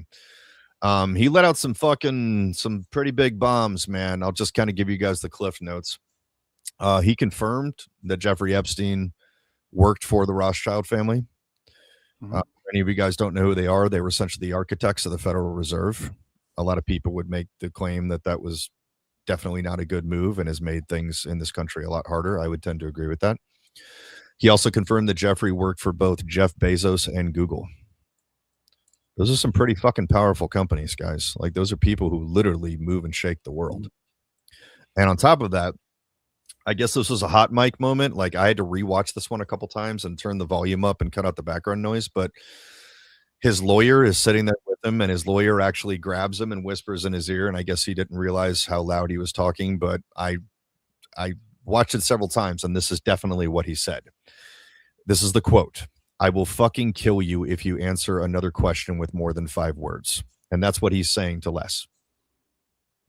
Basically, he's being like, shut the fuck up. Yeah. You're about to do us both. Just so everybody, so on my weird week of Epstein list, Jimbo hit number 7, Les Wexner, right? Thank you. He's mentioned in these files, and there was this deposition. So if you don't know who Les Wexner is, he's worth about $9 billion. And he was like in charge of Victoria's Secret, Bath and Body Works, The Limited, all that stuff. The Ohio State University Buckeyes, they have a medical center, and it's called the Wexner Medical Center. All right. This guy right now is 100% in legacy saving mode. He is trying to save his own ass by at least attempting to cooperate.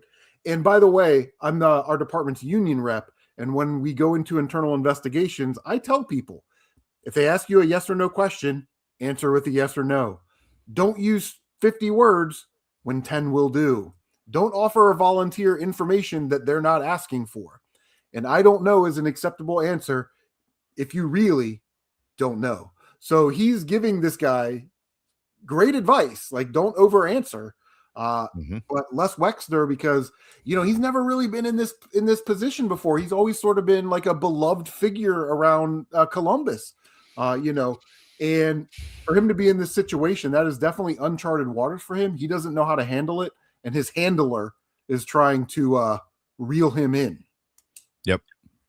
And yeah, because both of their asses are about to get fucking cooked. Like I'm thinking the lawyer's running through his head like, oh my God, like, how are they going to fucking kill me? They're going to like burn me alive when I'm laying in my bed or whatever. Like, I'm about to be fucking Epstein. Like, yeah, I'm sure all these things are running through his mind, and rightfully so. There's another side of this that befuddles me a little bit, man. Like, I'm trying to give these folks some leeway, but at the same time, like, it's starting to raise my suspicions here. So for those of you who didn't catch the announcement, Elon Musk has come forward and volunteered to bankroll the legal fees of any of the Epstein victims who want to name names. And for the record, he's been tested on that before because he offered the same courtesy to Gina Carano, who is facing down the big bad fucking House of Mouse, Disney, very, very large, powerful company with very powerful attorneys. And she won, for the record, and Elon paid for 100% of her legal bills. So you can bet that when he says this, he means it. He's got the money, guys. Let's be honest. He doesn't care about shit like this. So that being the case, I guess my question to you, Chris, and my question to the audience and to everybody, why wouldn't people be coming forward then? because like he's basically offering them like the best high power attorneys like money can buy. Like I'm sure that they will immediately get a phone call with an attorney that makes like $2,000 an hour. You know, one of these fucking sharks that's like perfected the art of defending this shit. They'll have round the clock security and everything. All these people are saying like, you know, we're going to release the names. Like we're going to speak up. Like if Congress doesn't do it, okay, then fucking do it. Seriously. Yeah. We are with you guys. If you're guys, gals, if you're watching this, we are on your side and we are with you. Like we will make sure through some way that you do not come to harm. As soon like sunlight is the best disinfectant. By you outing yourself, they're not going to come after you. You're not going to be suicided because then we are going to know definitively exactly what happened. Mm-hmm. They pulled that shit a couple of times. They can't pull that again. That's not going to work because the immediate suspicion is going to be like, was it the fucking Clintons? Was it the government? Like all the people involved in this are going to be suspect number one. So the best thing you can do, honestly, is name your offender. Like name who did this. Seriously, put the fucking names out there. Yeah, I'm honestly tired of doing this song and dance, man, where everybody's like, I've got then fucking talk about it. Do you want this to end or not? If you want it to end, give us the information, man. So if we've got a list of names, we can go to Pam Bondi or whomever and be like, why the fuck haven't these people been arrested or at least questioned? Mm-hmm. So your thoughts, Chris? Yeah, I mean, to answer your question, the same reason people don't come forward, you know, for like neighborhood crime, like fear of retaliation, feeling that maybe they're not going to be heard, they're going to be exposed in some way. But you're absolutely right. All we're getting right now is smoke and mirrors that, oh, this person was on the island. This person was on the island. What we need that, unfortunately, and I say this with all sincerity, that smoking gun where an adult woman goes, when I was 12 years old, I was taken to this place and Barack Obama diddled me. Yeah. And I'm re-traumatized by it or whatever. We need, that's what it's going to take, because apparently our attorney general and our government as a whole, not just Republicans or Democrats, aren't really interested in following up after they've given us information. Facts. But yeah, I agree 100%. I mean, someone needs to come forward and really say that person, and that person specifically did A, B, and C, and I saw it. I agree. And I also agree with RevX's comedian's commentary. I'm at the point where I'm starting to think that the only reason they're releasing the files now is to distract us from something else. Guys, everything's a fucking distraction at this point. To smoke like, it really is. It is. Everything is a fucking misdirect. Everything's sleight of hand. Like all of this shit. Like we're being played, but you know, and I get how that's disconcerting to people and it may be discouraging, but let me offer you a little nugget that I think might pull you out of that. The fact that so many people are hyper aware of this now means that there's hope, means that there's less people that are able to be fooled by this. There are more people listening. There are more people opening their minds. There are more people seeing the woods for the trees, seeing past the fucking veneer and the smoke screen and all this bullshit that has been shoved down our throats for the last 10, 15, 20, 30 years. Like more people are waking up. Like conspiracy theories are now the thing. Like it's not the fringe anymore, guys. Like it's part of the goddamn zeitgeist now, which is so crazy to me. But on the same token, like I was thinking about this recently, man, and I got to tell you, like if I ever met any of the names that I'm about to name here, I would be, I mean, I don't feel I owe these people an apology because I believed them the first time, but I would be apologizing to each of these people on behalf of the American public or the world public, I would say. That would be Corey Feldman, Mel Gibson, Roseanne Barr, and Alex Jones. And the reason I name all those people, because they all tried to warn us years and years and years and years ago, long before the name Epstein was in anybody's fucking mouth. Corey Feldman's been talking about this shit for 20 years, and he finally came out and talked a little bit more about it, about the pedophile rings in Hollywood, and everyone fucking made fun of him for it. Guys, he lost his best fucking friend over this shit. Like, it drove Corey Haim essentially to suicide. Like, you wonder why so many child stars get fucked up. People are like, oh, it's the fame. It's like, yeah, is that part of it? Yeah, but like a lot of these kids are getting SA'd.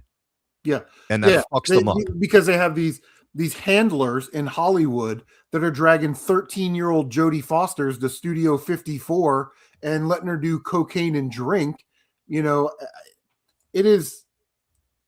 It's called Holly Weird for a reason, but it's a town of monsters. It is. Mel Gibson is the one. Like, you can't go on an anti-Jew tirade, but what is true is when you're saying that there's a devil in Hollywood and that these kids are being preyed upon and da da da da da. But that's what they do, right? They say all these 99 things that you're saying is true, but man, you said something against the Jews, so we're going to just blast that across media. And that's all people are going to see, and they're going to make you out to be the crazy one. He got dragged specifically but for that. There's going to be a time when good men are going to have to do bad things to bad people Absolutely. to resolve this Yes. issue. I firmly believe that Mel Gibson got dragged for that, because the clips, and I remember seeing these a long time ago, about him talking about when he came to Hollywood and what he experienced. He didn't get specific, but when you really listen to it, he's trying to basically tell us, like, guys, don't come here. Like, this isn't what you think it is. Like, he was like the outsider basically from day one, because he's very Catholic. He always has been. He's very strong in his beliefs. He believes in right and wrong, very protective of children. He's got a big family. He's got lots of kids. He's a father. Like, this is who he is. Like, he's always been the same person. And I specifically think that they dragged him on that because he wasn't willing to fucking toe the line. And the fact that he took The Passion of the Christ to all the big studios and they all turned him down. And he eventually had to pay for it with his own money. He paid $45 million to get that movie made out of his own fucking bank account. And it turned around. He got 10 times his fucking money back. He made $450 million. He broke the system, because before that, like, you had to have the backing of one of the studios to do this, or at least one of their subsidiaries, like one of their, like the Blair Witch Project, like, that wasn't released by one of the major studios. It was released by one of the smaller studios that's owned by one of the bigger studios. Mm-hmm. He put out Passion of the Christ all on his own. He was the sole funder of that. So all of the proceeds of that went to him. He was the sole producer. So he proved that the system can be beaten. And then, like, shortly after that, look what happens. And, like, even before the fucking movie came out, like, the Jewish Anti-Defamation League is going after him, saying, like, that the movie paints Jews in a bad light. I was like, which part? The part where the Jews crucified Christ? Because that's actually what happened. Like, I'm not saying that to throw shade at the Jews. Right. But guys, I went to Catholic school. I was raised Catholic. I know this fucking story like the back of my hand. The Romans didn't want anything to do with this. That's where the words "washing my hands" comes of this. That's a quote from Pontius Pilate, where he's like, this guy hasn't done anything to us. Like, why do you want him dead so bad? Like, he hasn't committed any crimes. Like, we see no need to do this. But the Jewish population there held some significant economic sway. Man, that sounds kind of similar to what they do right now in Hollywood, doesn't it, Chris? That sounds really interesting. Not a racial thing. It's more of a cultural thing than it is than anything else. And they're throwing stones at this guy before the movie even comes out, before anyone has seen it, because they're essentially throwing stones at the story of Jesus Christ, as if that's, first of all, not a matter of public record. Second of all, that's some kind of guarded secret. Anyone who's ever fucking been to Sunday school knows that story. Done Stations of the Cross and shit. Like, one of the stations is fucking Pontius Pilate washing his hands of the shit. I couldn't forget that crap if I tried.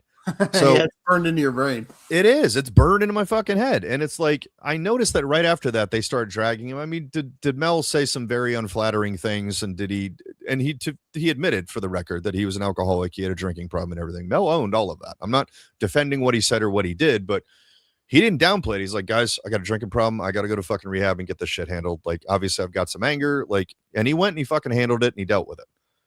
And he's still kind of the same person, the same good person after this. Like, he hasn't really changed his tune very much, and he still stays away from all that. Again, Roseanne tried to warn us. She went on fucking Tucker Carlson and, like, straight up fucking said the quiet part out loud. Like, guys, they're eating babies. Mm-hmm. Like, they're fucking drinking blood. She's like, I'm not using a metaphor. I'm being fucking literal. And everyone's like, she's crazy. Yada, yada. Like, see, that's what they do. Like, they do the "you're crazy" card. They drag you. That's what they do. Anyone who speaks out, and Corey Feldman, they're like, oh, he's a drug addict. It's just like, it's, you know what?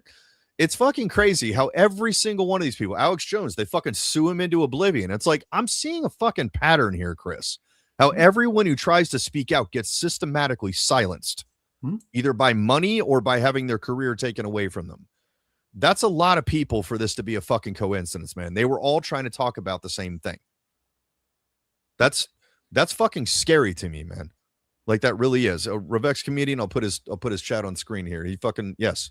Putin said in a live TV do. He did. Yeah, he made an interesting comment like 2 comments ago about Isaac Cappy came out, accused Seth Green. Yeah, that one right there. And others of nasty shit, then jumped off a bridge on Route 66. And then apparently Tom Hanks took a weird picture somewhere mysteriously on Route 66. So it's probably the scene of the crime, I guess, is what he's alluding to there. I don't know about that. That's the first time that I'm hearing about that. I'm going to write that name down. That's fucked. We're definitely going to look into that, man. Thank you for saying that, Revex. We appreciate that. I will definitely look into that. And figure out what's going on there. Maybe we will bring that up. But yeah, it is. That's what they do. You're crazy. They sue you into oblivion. They silence and cancel you. That's literally it's the Weinstein playbook. And Weinstein, again, another Jew in Hollywood taking advantage of people. You know, at some point, are they all part of the Mossad? Are we sending $50 billion to Israel so that can get pumped back into these evil, just happen to be Jewish people in this country that are causing all this havoc? Is it a systematic destruction of institutions like Hollywood and Disney? You know what I mean? Like, yeah. What is actually going on? That is, I want to know, Good man. question. Inquiring minds want to know. We got a comment. I think it was on either our first or second pod. I don't remember who did it. I actually didn't see it until I watched the replay when I was pulling clips, where someone asked us if we're a pro-Israel pod.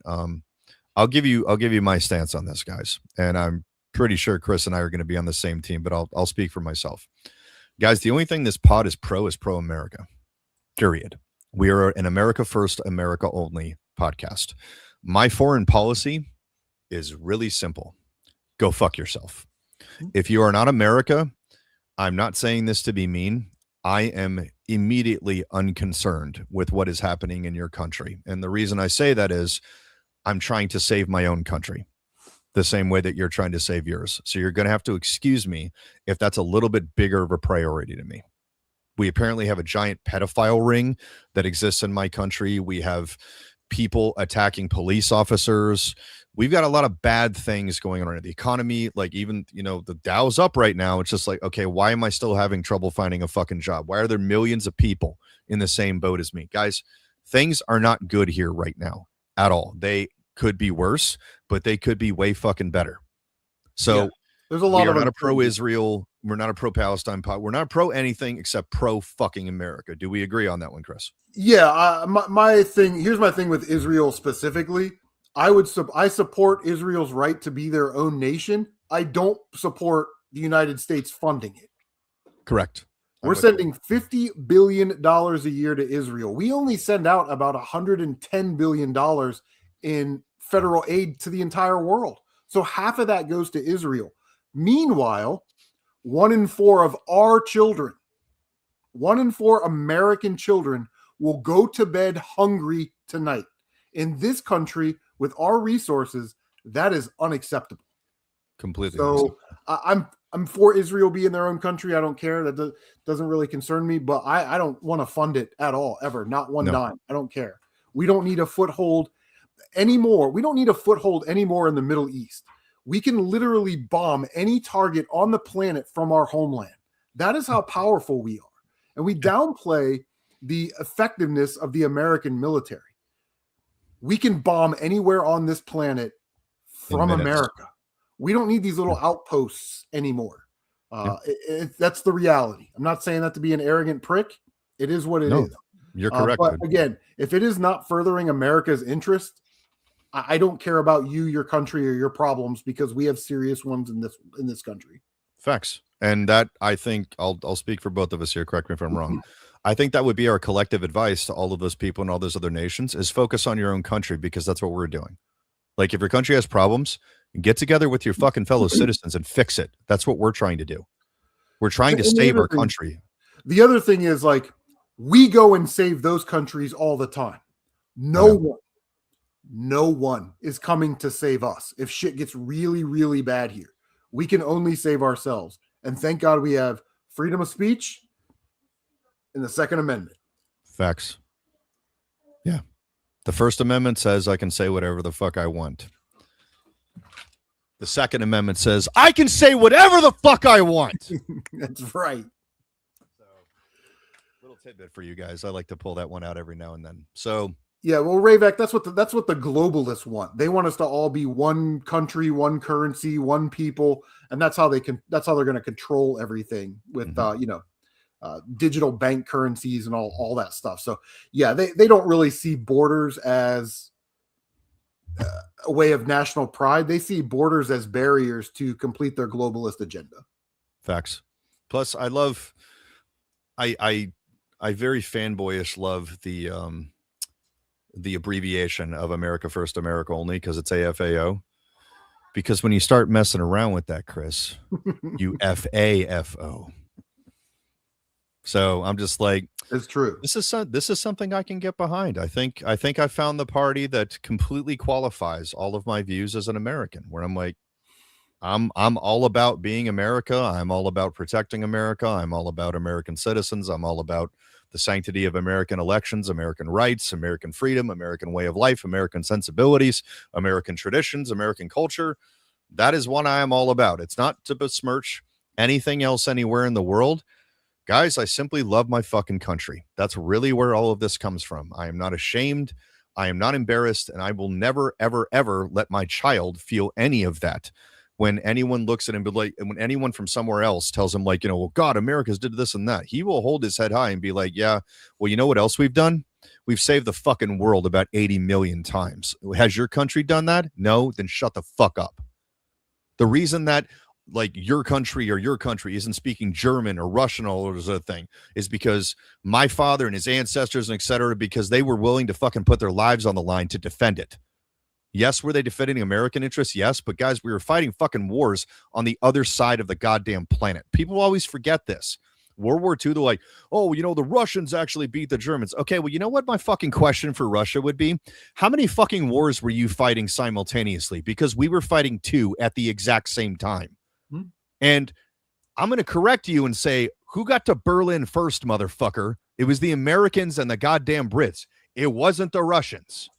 I'm not saying that they didn't have a hand in it, but yeah. I think the fair point. I think the fair point to be made is, we landed at Normandy and drove all the way to Germany. Literally, the Russians were fighting on the Eastern Bloc border states, those border countries, and actually Hitler was in Russia and going to attack Moscow, but he decided to do it at a time, where there was going to be a lot of snow. I don't know if Hitler didn't know that they get snow in Russia, and a lot of it. But a lot of his troops died. A lot of the tanks seized up, and he was fighting. He was fighting Russians in Russia. So,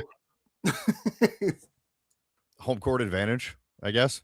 But like, it's the argument of, like, a lot more Russians died, like, defeating the Nazis. Okay, dude, because you gave more lives doesn't mean you had a bigger impact. How many more Nazis did you kill? That's really, if we're really going to keep score here, I'm going to go out on a limb and say the fucking people that we shot and killed at Normandy and all the way paving the fucking road to Berlin, that was a stack of fucking bodies from point A to point B. And we did not stop. Once we got there, didn't slow down, didn't take a break. We had guys like Patton saying, let's fucking go. Give me 1 million gallons of gas. I'm going straight to Berlin. That's the kind of power that the United States wielded. On top of that, there was this other thing on the other side of the world going on simultaneously, this war with Japan, who Russia was absolutely not helping us with. So we were literally fighting two wars simultaneously on both sides of the earth, and we fucking won. I'm not taking anything away from Russia, dude. They had to deal with a lot of shit to fucking fight the Nazis. They had to fight the fucking barbarians at the gate. But let's be perfectly honest here. There is no version of reality where the United States did not absolutely interject and change the trajectory of that war. Period. That is the only way that fucking ends. Did the Russian have a hand in it? Yes. Okay. Scottie Pippen had a hand in the fucking Bulls winning the fucking championship 6 times in a row and shit. But like, he's not Michael Jordan, dude. Like, he wasn't scoring all the points. He was helping him get there, but there's only one Michael Jordan, ladies and gentlemen. That's really the dichotomy of what we're dealing with here. And by the way, we beat the Germans a few years before that twice, so we're back-to-back World champs. I just want to back to back. We back got to rings. back. We got rings and everything. We do. So it's just like, yeah, save the world twice. I love to give the British shit. Anytime I see a fucking post from them, because I'm like, even the ones that are like praising America, I'm like, okay, just remember 2 things. Number 1, we beat you twice. Number 2, we saved you from the Germans twice. You're welcome. So it's just like, obviously, guys, I'm doing this tongue firmly planted in cheek. They share a lot of our sensibilities. Like, they're probably the closest thing to a neighbor that we have as far as general similarities in the way that they live their life. They're a little misguided in a few of the things they do, where they could be a little bit more free, but at the same time, that would make us less special. So that's okay. I'm okay with that. They didn't learn the lessons that in the losses, the things that we fought them over. They obviously weren't paying attention. Yeah, they gave up their guns in 1997, and now look at them. Yep. Like, they tried to take our guns, and we shot them in the face. Like, that's literally how the American Revolution began. They were trying to confiscate weapons from the militia, and the militia was like, no, pew. Like, so no. Like, America was literally born on like, no, I'm going to keep my gun, motherfucker. Like, that's how this is going to shake out. And if you want to start shooting, we're all going to start shooting too. So get the fuck out of here, you limey piece of shit. Like, all right, that notwithstanding, that's definitely the rant for the night. On a somewhat similar topic to the Epstein thing, we'll glaze over this real quick. You guys might have seen that Cain Velasquez, the UFC fighter, was released from prison. Chris, you're a cop. In your opinion, should that guy have even seen the inside of a jail cell, given what he was arrested for? Well, I only have limited knowledge of the case, but apparently this gentleman thought that it was a smart idea to SA the child of a professional MMA fighter, one of the best. And Cain Velasquez chased him down. And from what I understand, he shot into this guy's car, and there was a child in the car or something. But, that's bad. Okay, you can't. It is. On the surface, yes, it is. But I have no problem. Well, okay, legally standing, you have to let justice serve its course. However, hey, temporary insanity is a thing. So if you can prove, and I think that would be justifiable, especially when you start finding judges and juries that are sympathetic, personally, I hate pedophiles. I think we should give them the death penalty immediately. But yeah, Cain Velasquez, listen, man, I would probably do the same thing. Probably not absolutely car, but I'm throwing fists and I'm putting boots to face. So, but I wouldn't have missed. You're gonna see red. You're just gonna go into rage because there are things that you can't mess with people's kids. It's one of the it's off limits. It's like no matter how toxic Facebook is, you still don't get people on Facebook like, well, fuck your kids and I'm gonna fucking come over to your house and do this. Like, no, you don't do that because you know how people are. We will find you, and Cain Velasquez found this guy. So yeah, that's my dealio on it, man. I mean, I think if he would have just thrown this guy a beating, maybe he could have beat that case. You can't fire a gun into a car with a kid. Yeah. No, like that was the mistake. Like, in my opinion, like if it had shaken down a little bit differently, where he'd simply caught up with the attacker and it was just him, I don't think he would have seen a single day in prison. Because even if there's only one parent on that jury, they're going to be like, I'm not fucking hanging this guy. Are you crazy? I would have done the same damn. If there's a father on there, he'd be like, no, I would have done the same fucking thing. This piece of shit deserved it. So it would at worst, it would have been a hung jury. At best, he would have walked. So it's one of those things where if like Chris and I were in the same state, like I'd give Chris the phone call and be like, dude, give me a 30-minute head start. You can meet me at the address afterwards and we'll talk about what happened. But like, I'll surrender to you afterwards. If you were a juror on that case, say he just gave him a beatdown, right? Like, forget the gunplay. and we're on the jury, right? And there's 10 other people, me, you, and 10 other people. Sure. And we just start the little fire and let it burn. We go, hey, listen, if we let this guy off, you're basically saying you support pedophiles. So I don't think this guy should be, go to jail. I don't think Cain Velasquez should go to jail. And let that sink into people's brains on the jury, Yeah. Especially with the Epstein thing going around. It's like, do you really want that fucking smoke right now? Because that's one of the very few things in this country that's kind of unifying people, is a lot of us, like the vast majority of us, are pissed off about the Epstein situation. That's one of the few left and right things where the majority of the left and the majority of the right are like, fuck you, but we're together on this one. Like these people need to be punished. So the people saying we'll close out the Epstein thing with this. I got to tell you, Chris, like, and I've heard other podcasters, I've heard Tim Pool talk about this. Like, I agree with a lot of the things Pool says, not everything, but a lot. He's generally a pretty level-headed guy. And I definitely agree with his stance on this. Tim's a father now. Like, he's got a little girl who's almost a year old. So he's definitely part of the club. And someone asked him a question. He repeated this on the pod. Like, if you had your finger on the proverbial button where you could like push a button and you release like everything on the Epstein files so that the entire world could see it, all the names and everything, like, but you knew that doing that would literally crash the world economy, what would you do? And Tim was like, I'd fucking release it. Mm-hmm. And that's honestly what would be my answer as well. And it is something that I had to sit there and think about for a minute, because I'm like, okay, like, people are going to die if I do this. Like, that's going to happen, because that's what happens when economies crash. And that's definitely not something that I take lightly. But at the same time, if this is the system that we built, like, if we have been the architects of this, then maybe it deserves to burn. Maybe it should, because it's not going to get better unless it's destroyed.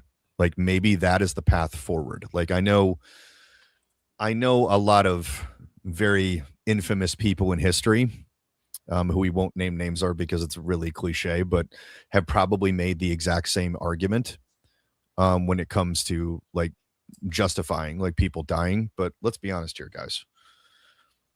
If the economy crashes, the economy crashes. The world economy can crash at any fucking point. That it could have nothing to do with the Epstein files. Like, it hangs by a fucking thread at any given moment. Like, if we ran out of oil, world economy's gone.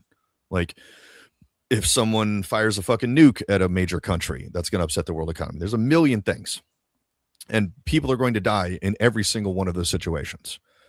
But so if we accept that to be an absolute, and we accept that to be the truth, then the only moral answer to that is if the people in power are controlling this, and the people in power are the architects of how these PDFs are fucking getting away with this shit, then this is the only way that this is going to stop.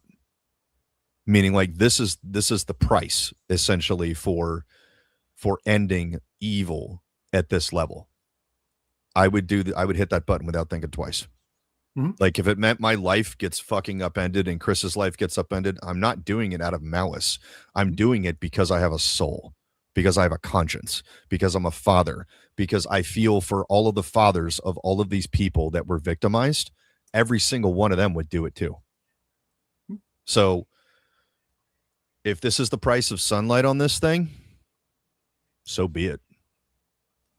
That's my honest answer, man.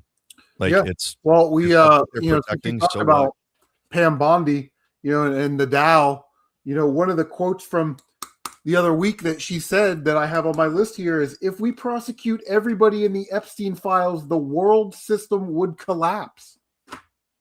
Here's the thing, though. Old, I have to correct you on that. She didn't say that. I almost fell for it too, but I looked into it and she did not say that. But you did not say that. Are you sure? Positive. Because, dude, it would have been on the to-do list if she said it. I looked into that extensively. All right, well, I'll look into that, and if I did make a mistake there, I apologize. It's okay. But other people have said similar things, though, so it's okay. The sentiment is still the same, because it's almost what you're asking. Release these files, prosecute and crash the economy. The economy is a fugazi. It's a fugazi. right? It's this magical paper that was printed by the Federal Reserve that says that it has some sort of purchasing power. And as we've seen, economies have ups and downs and they go through flows. We have a 40-year cycle that we're getting really close to where the economy goes, right? That's why gold and silver spiked really bad. Economies can be rebuilt. Okay. Human beings by nature can be compassionate in tough times to other human beings. But what we cannot allow to happen is a system of elites that we're paying for it, a system of elites to do these things to our children. These people are not human. They do not qualify as human beings, and they need to be shot like dogs. I have no compassion for them, no empathy, no apathy, nothing. I feel nothing for them, and that system needs to be destroyed if we're going to move on as a civilization. So, the economy up and down all the time. I mean, people die for stupid reasons all the time. You remember, when Barack Obama became president, okay? Mm-hmm. And he went over to the African nations and said that they should accept homosexuality, and they said no. And what did he do? He sanctioned them and denied them aid, which caused African people to die, including children. So imagine that, a black president sanctioning African nations, and their people are dying. Yeah. That's the world that we live in. These elites, they don't have allegiance to us. They only have allegiance to each other. And to burn them, I would push that button in a heartbeat, a half a heartbeat. Agreed. And I also agree with Revek's comedian's comment, only be a handful of people. I think you're being generous with that. At this point, I'm not convinced anyone's going to get arrested. I hope I'm wrong. It's a whole system. It's a whole system of spotters and recruiters and groomers. And then they get passed up to, this massage level where it seems like it's a legit work and we're going to pay you for it. And then all of a sudden, you're being shuffled around the country and stuck on an island and being sex trafficked. And as we are learning and seeing evidence sort of unfold, and that, as horrible as it is the tip of the iceberg. It gets worse. You are not wrong. All right. Let's lighten the mood and we'll close out on a positive segment here. I kind of saved this one for the end just because I knew the majority. I mean, we've had our laughs, it's gonna be with Hey Stoopid, but I knew a lot of this was going to be like some heavy shit. Because there's no way to talk about the Epstein files without things getting dark. That's the reality of it. So, new segment on the channel, ladies and gentlemen. We don't really have a name for this yet. We've got kind of a temporary name, but if anyone in the audience has an idea for this segment, guys, we're open to ideas and we will definitely shout you out and give you credit. So essentially what we're going to do here is we're going to talk about upcoming releases from the typical boutique houses that are kind of releasing retro films. This is still Retro Game Lounge. This is still Regeneration X. We still do love old stuff, even though we talk about news. But we are kind of in a golden age right now of films from Chris and my respective youth, getting the love and the acknowledgement and the attention that they deserve, where you've got companies like Scream/Shout Factory, Severin, Vinegar Syndrome, Umbrella Entertainment, etc. These kind of boutique movie houses who are going back to the original 35 millimeter prints of these things, doing brand new either Blu-ray or 4K scans, putting packages together to really put something out very special for collectors. So we're going to make this a recurring segment just because this stuff happens a lot. I love movies. You can see right next to me, what's left of the fucking RGL video, right behind Chris. Obviously we love retro shit. We love old school movies. The majority of the greatest movies ever we've already seen. Every now and again they bring out a one that's, inevitably going to be a classic, but guys, the best movies of all time have pretty much all been made already. Every now and again they bring out a banger, but there's a lot from the back catalog that needs a little bit more love. So this one, I thought we'd start off this segment with one that I've always felt did not get enough love. This is one that I very fondly remember from my childhood. This was a regular on the HBO Cinemax Showtime thing. We had the channels when I was a kid. And that's when I remember first seeing this one, because it wasn't originally released in America. It actually comes from Australia, and this was actually Nicole Kidman's first film. So everyone from our generation, dude, we remember Rad. Like, Rad is like, it's the 10 commandments of BMX, bro. Like, I mean, it's like, it's Rocky on a bicycle, and it even has Adrian in it. So it's just like, I mean, it literally is Rocky on a bicycle. And now I'm not saying that to make fun of it. It's a fucking amazing movie. That got put out by Vinegar Syndrome a few years back, where they put out a 4K of it. I think that was my first ever boutique house purchase. When I heard about that, like that a company was putting out Rad, I was like, wait, what? Because a lot of people don't know this, guys. Rad did not get a DVD. It did not get a Blu-ray. It literally went from Laserdisc to 4K. It eventually got a Blu-ray, but the 4K came before the Blu-ray. I actually have Rad on Laserdisc. It is my most valuable Laserdisc. It was not cheap. And I have the soundtrack to it on vinyl. So when you put them next to each other, since vinyl and Laserdisc are the same size, it's like fucking peanut butter and jelly, bro. Like that's two of the greatest things in my collection. So I got Rad from Vinegar Syndrome. That was like my first boutique purchase. And I loved it. The print was amazing. Like, it had a lenticular cover and everything. Like, I hadn't watched the movie in years at that point, and it looked amazing, like on a flat screen, dude. Like, it just, the colors just wanted to pop right off the screen. And there's another company out there, I mentioned, Umbrella Entertainment. They're actually based out of Australia, since this is an Aussie movie. And they got the license to not only put out their version of Rad. I don't need that, since I've already got the Vinegar Syndrome one, which is going for over $100 now, by the way. And they're also doing the Australian version of Rad called BMX Bandits. It's kind of like the other BMX movie. It is a very different film from Rad. We're going to watch the trailer here in a second. It's not like, if you're looking for Rad done Aussie style, it's not. Like, Rad is a strict BMX movie where the BMX action is basically happening on a BMX track. So for the BMX purists out there, you could say that that's the better BMX movie. BMX Bandits is more like kids on BMX bikes doing like insane tricks on the street. So it's more like, it's a little bit more grounded, where like the regular kid can identify with it, because let's be honest, the majority of us were not on BMX tracks doing tricks. Like, we're taking our mongoose or our huffy and shit. We're like bunny hopping over curbs. Like, this is a little bit more utilitarian.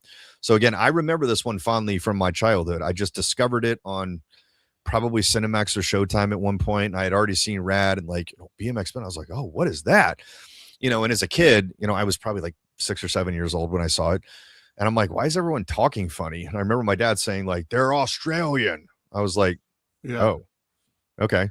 So this movie introduced the world to Nicole Kidman. And for those who are uninformed, I'm going to go ahead and show you guys the trailer. It's actually 2 trailers, just to give you a little bit of a taste of what BMX Bandits has in store for you.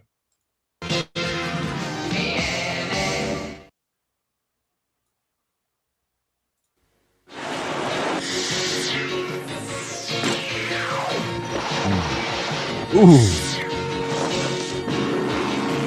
BMX Bandits. They're wild in the streets. You didn't see that shit in Rad. Ride to adventure.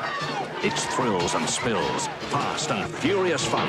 It's a real blast.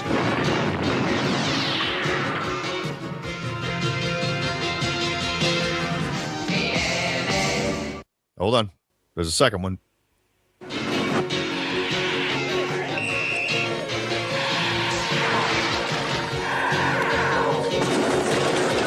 BMX Bandits. They're wild in the streets. In the chase to end all chases. It's thrills and spills. Very young Nicole It's fast Kidman. and furious fun. There's only one word to describe it.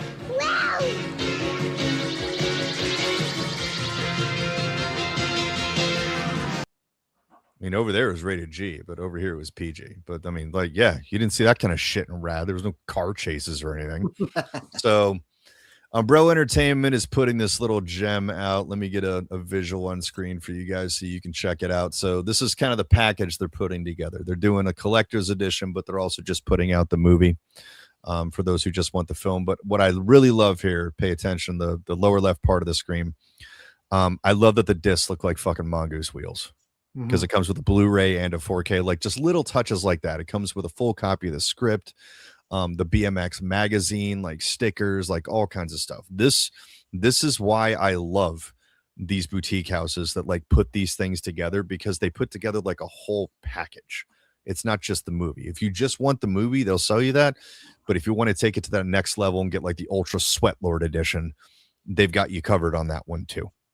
This to me was like, instant pre-order. Like, I've got Rad. I've got to have the other BMX movie. If Rad is Coke, this is definitely Pepsi. So I've got to have both of these, man. Like, this is something I'm going to show my kid one day, where we're going to do like a double feature. I'm going to be like, bro, I'm going to show you what the fuck was up in the 80s, man. Like, you're going to see how crazy things got when your old man was a kid, when this was everywhere. It was like inescapable at one point. Yeah, for sure. Yeah, he's going to think his dad is like way cooler than I actually was. He's going to be like, wow, you guys were like jumping over cars and stuff. I'm going to be like, yep. All of it was true. Everything was true. I'm just going to let him believe that. So shout out to Umbrella Entertainment for putting this amazing package together, guys. If you want to go ahead and check them out, just Google Umbrella Entertainment. These are still open for pre-order. I believe it's coming out in April or May. Don't quote me on that. It's a little bit later this year.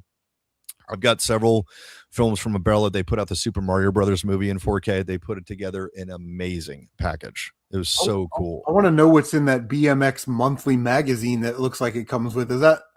Yeah. Yes. I want to see what's in there. That's like, that could be like opening nostalgia, like the 1987 Sears Christmas wish book or something. Yeah. You know what I mean? Like I'm hoping it's like maybe a reprint, like, because I think that's a Goose from the movie. On the not Goose, excuse me. PJ. The two characters are named, the two boys at least are named Goose and PJ. And I think that's PJ on the cover from the movie. So maybe it was like an Aussie publication where, you know, BMX was like in the middle of the cultural zeitgeist, and they're like, you know, well, hey, let's put them on the cover, man. Let's get the word out on this. And they're just giving it a little bit of star power in the Aussie environment. I hope it's just a reprint of something from the 80s. Like you said, like the Sears catalog from 1987. Like, I just want to sit down and read it. I love that they give you posters and everything like that. They give you, of course, a slip cover. Then on the actual disc is the original movie poster. Like, they give you, you know, different options here. It's just amazing. So this is definitely a must buy for me. Like, if you love Rad, you're going to love BMX Bandits. Again, don't expect the same movie, because it's not. Like, Rad is the better BMX movie, but I think BMX Bandits is a little bit more fun. Like, if you took Rad and kind of mixed it with the Goonies, you'd probably have BMX Bandits, where it's like the whole point of the movie is like they're trying to raise money so they can build a BMX track. Like, that's the goal. And in the end, spoiler, they pull it off. Like, that's basically what's playing during the credits is they've got their track. The kids are going nuts. They're doing races and everything. Like, they did it. So how they get there, I guess, is what makes it interesting. You know, how they raise the funds and how they kind of unite their community. They're having to go up against criminals and shit who are doing some shady crap. And the criminals are absolutely hilarious just because they're bubbling incompetence. So if you liked Rad, like, if you want that kind of retro vibe, this came out right around the same time as Rad. I think it might have been a year or two before, or right around the same time. Please don't quote me on that, guys. Rad, I think I think it was like 86 or 87. This might have been 84 or 85. So give it a chance. If you like Rad, I guarantee you're going to like this. It's the Aussie sensibilities are definitely entertaining. And again, you know, this gave Nicole Kidman to the world. It's her very, very first movie. Her Aussie accent is very strong in this one. Because it's entirely filmed in Australia. Nicole Kidman. Yes. Back before she started talking like an American, this is back when she actually talked like an Aussie. So by all means, go ahead and check it out. We will keep you guys updated on future releases, because there's just kind of no end in sight in this arena as far as the boutique houses, man. Again, we're in an absolute golden age on that one, where it seems like every week we are getting news about, like, dude, they're going to do this. They're going to do this. Like, things are getting the 4K treatment. Like, I believe it's either Arrow or Vinegar Syndrome just did a major deal with Warner Brothers. They haven't discussed specific titles. I believe it's Arrow, but if it's anything like what Arrow normally does, Arrow normally goes for the dark horses. like the stuff that people love, but the things that didn't make like a bucket of money. Yeah. Like they're not going after the Goonies or anything like that. Like everyone knows that. They're going after the other stuff. And Yeah, like the guy. Remember the Guyver? Remember that? It was yes. like an anime. Or like Robot Jocks. I look for that every time I go DVD hunting out at my local store. I always look for like Robot Jocks because I remember watching that on HBO. And then there was a fighting movie called Arena. You don't know if you remember that, where you fought like aliens and it was like all scaled down and yeah. So stuff like that for sure. That's the kind of stuff that these boutique houses do. Like that stuff that we fondly remember that didn't get enough love. So since they're dealing with Warner Brothers, I'm hoping, I have no evidence to support this, but I'm hoping, and this would definitely be in their wheelhouse, that Don't Tell Mom the Babysitter's Dead may be on the list because that's never gotten a Blu-ray release. That never made it past DVD. And that is in the Warner Brothers back catalog. Like that would probably be one where Warner Brothers would be like, yeah, go ahead. Like if you guys want to do that one, that's cool. Like we don't, it's not Batman, it's not Superman. Like, we had no plans to release it ourselves. So yeah, if you guys want to make some money off of it, give us a little check. Sure. I love that fucking movie. I couldn't even tell you why. I just do. It reminds me of summer. It reminds me of being young. Like it's just a good Christina Applegate at the height of her Kelly Bundy powers, Keith Coogan at his most Keith Coogan-ish. Like Danielle Harris is in it. Like it's just absolute fucking banger. Like I love the fact that they have to overdub the dialogue to get the PG-13 rating because you can tell when you watch it that they're doing ADR. Like they definitely tone the language down a little bit because it was a pretty hard PG-13 already. It was kind of walking that line, but they probably had to shave a couple of words out with ADR just to not get the R rating. So if Warner Brothers, if like Arrow gets a hold of it, it would not be beyond the realm of possibilities because this is what they do, where them to get like an original print of the movie, like unedited, like maybe a director's cut of it that isn't censored or anything like that, like the original R-rated cut. That's kind of the stuff that they do. Like they put that kind of shit out. So like where they'd give you the theatrical release, but they'd also give you the unrated version. I'm here for it, brother. Like this is I'm glad that I live in the time that I do, because for people who love movies, especially dark horses like that, yeah, for sure, there are companies lining up to put this shit out. So I'm here for it. We're going to talk about that regularly because again, we get updates on this on a weekly basis. Seems like there's a new boutique house every week, and I don't want it to stop. The people say physical media is dead. They are not paying attention.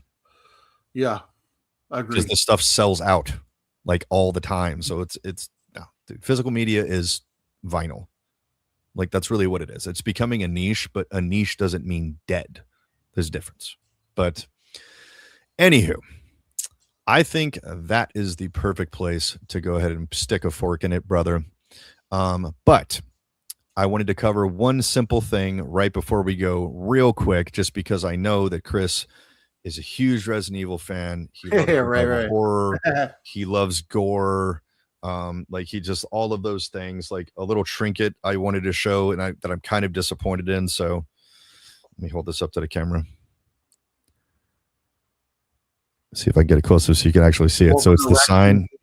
It's Raccoon City, basically the sign from part 2, and it has a function. It holds your control. Nice. Cool. I think they should have wired this with LEDs to make it light up. I think that was a missed opportunity, and I'm sure you're going to see that on Etsy where people are going to build kits. But yeah, it wouldn't have cost $20 if they did that too. So it's just like, well, like I can buy the kit later. But we got to do at least one thing gaming.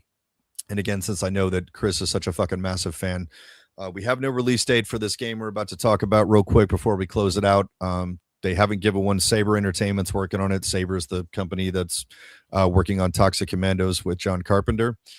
There is a working demo. One of the guys from IGN played it, and his exact response was, this is going to push the ratings board to the absolute limit. In my opinion, this might be an AO release, adults only. I hope it is.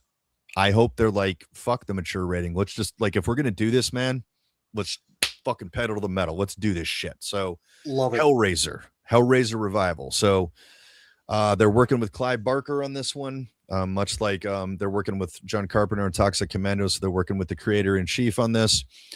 And they actually got Doug Bradley, the original Pinhead, not that fucking woke female bullshit. They got the OG Pinhead to come out of retirement to voice Pinhead one more time.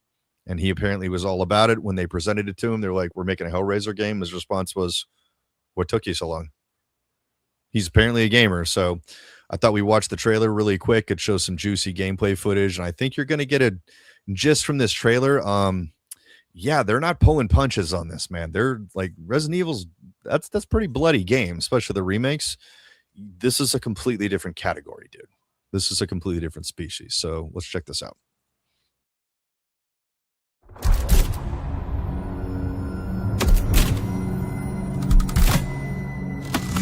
Have a void.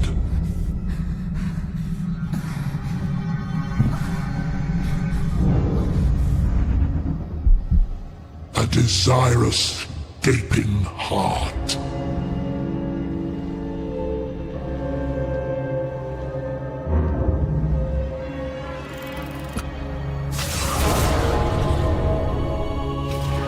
It thirsts for excruciating pleasure. The very thing we offer.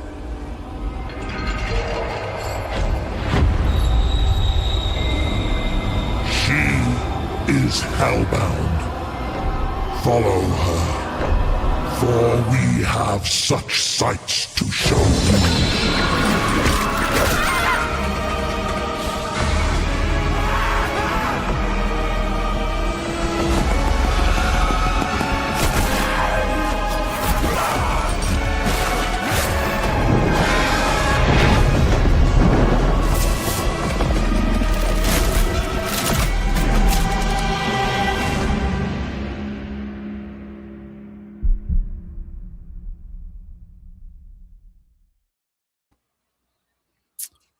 And that's the filtered version of it.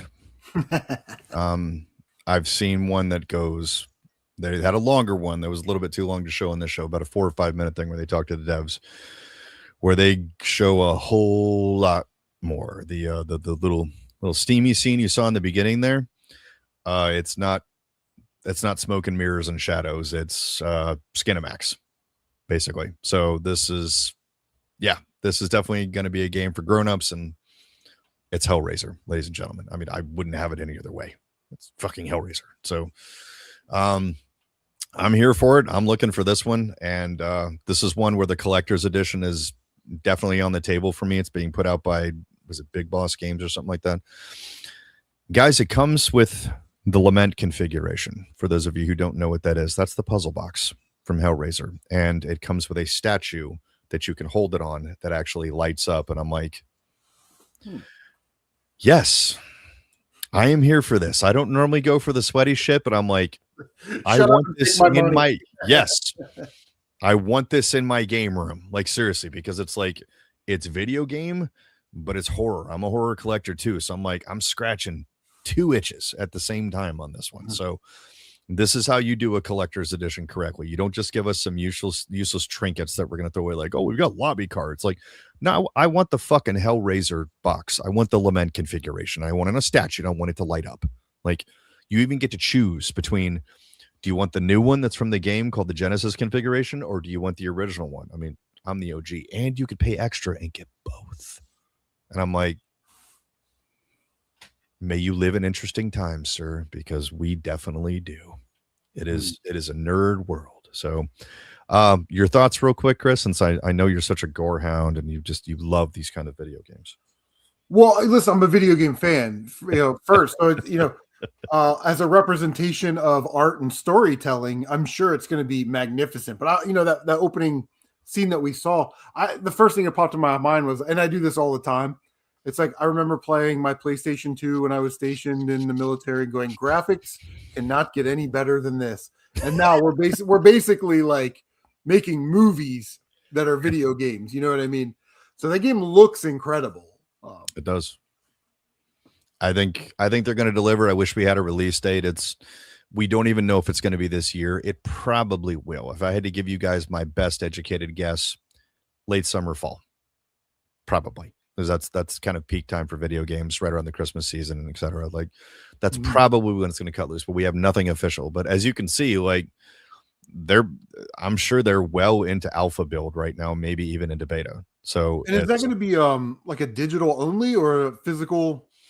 Put it on a. There is a physical version coming. Yes. Yeah, I love that, and there's less and less of that. You know, yes, they're trying to get you to go digital, but man, a nice physical release is always nice.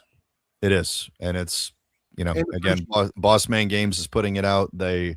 I first heard of them when they put out the physical version of the Evil Dead game that came out a couple years ago. I got the huge box, comes with the Necronomicon and shit. I was just like, I'm fucking here for this, man. Like, absolutely. So they're giving Hellraiser the same treatment. They're doing this for the collectors.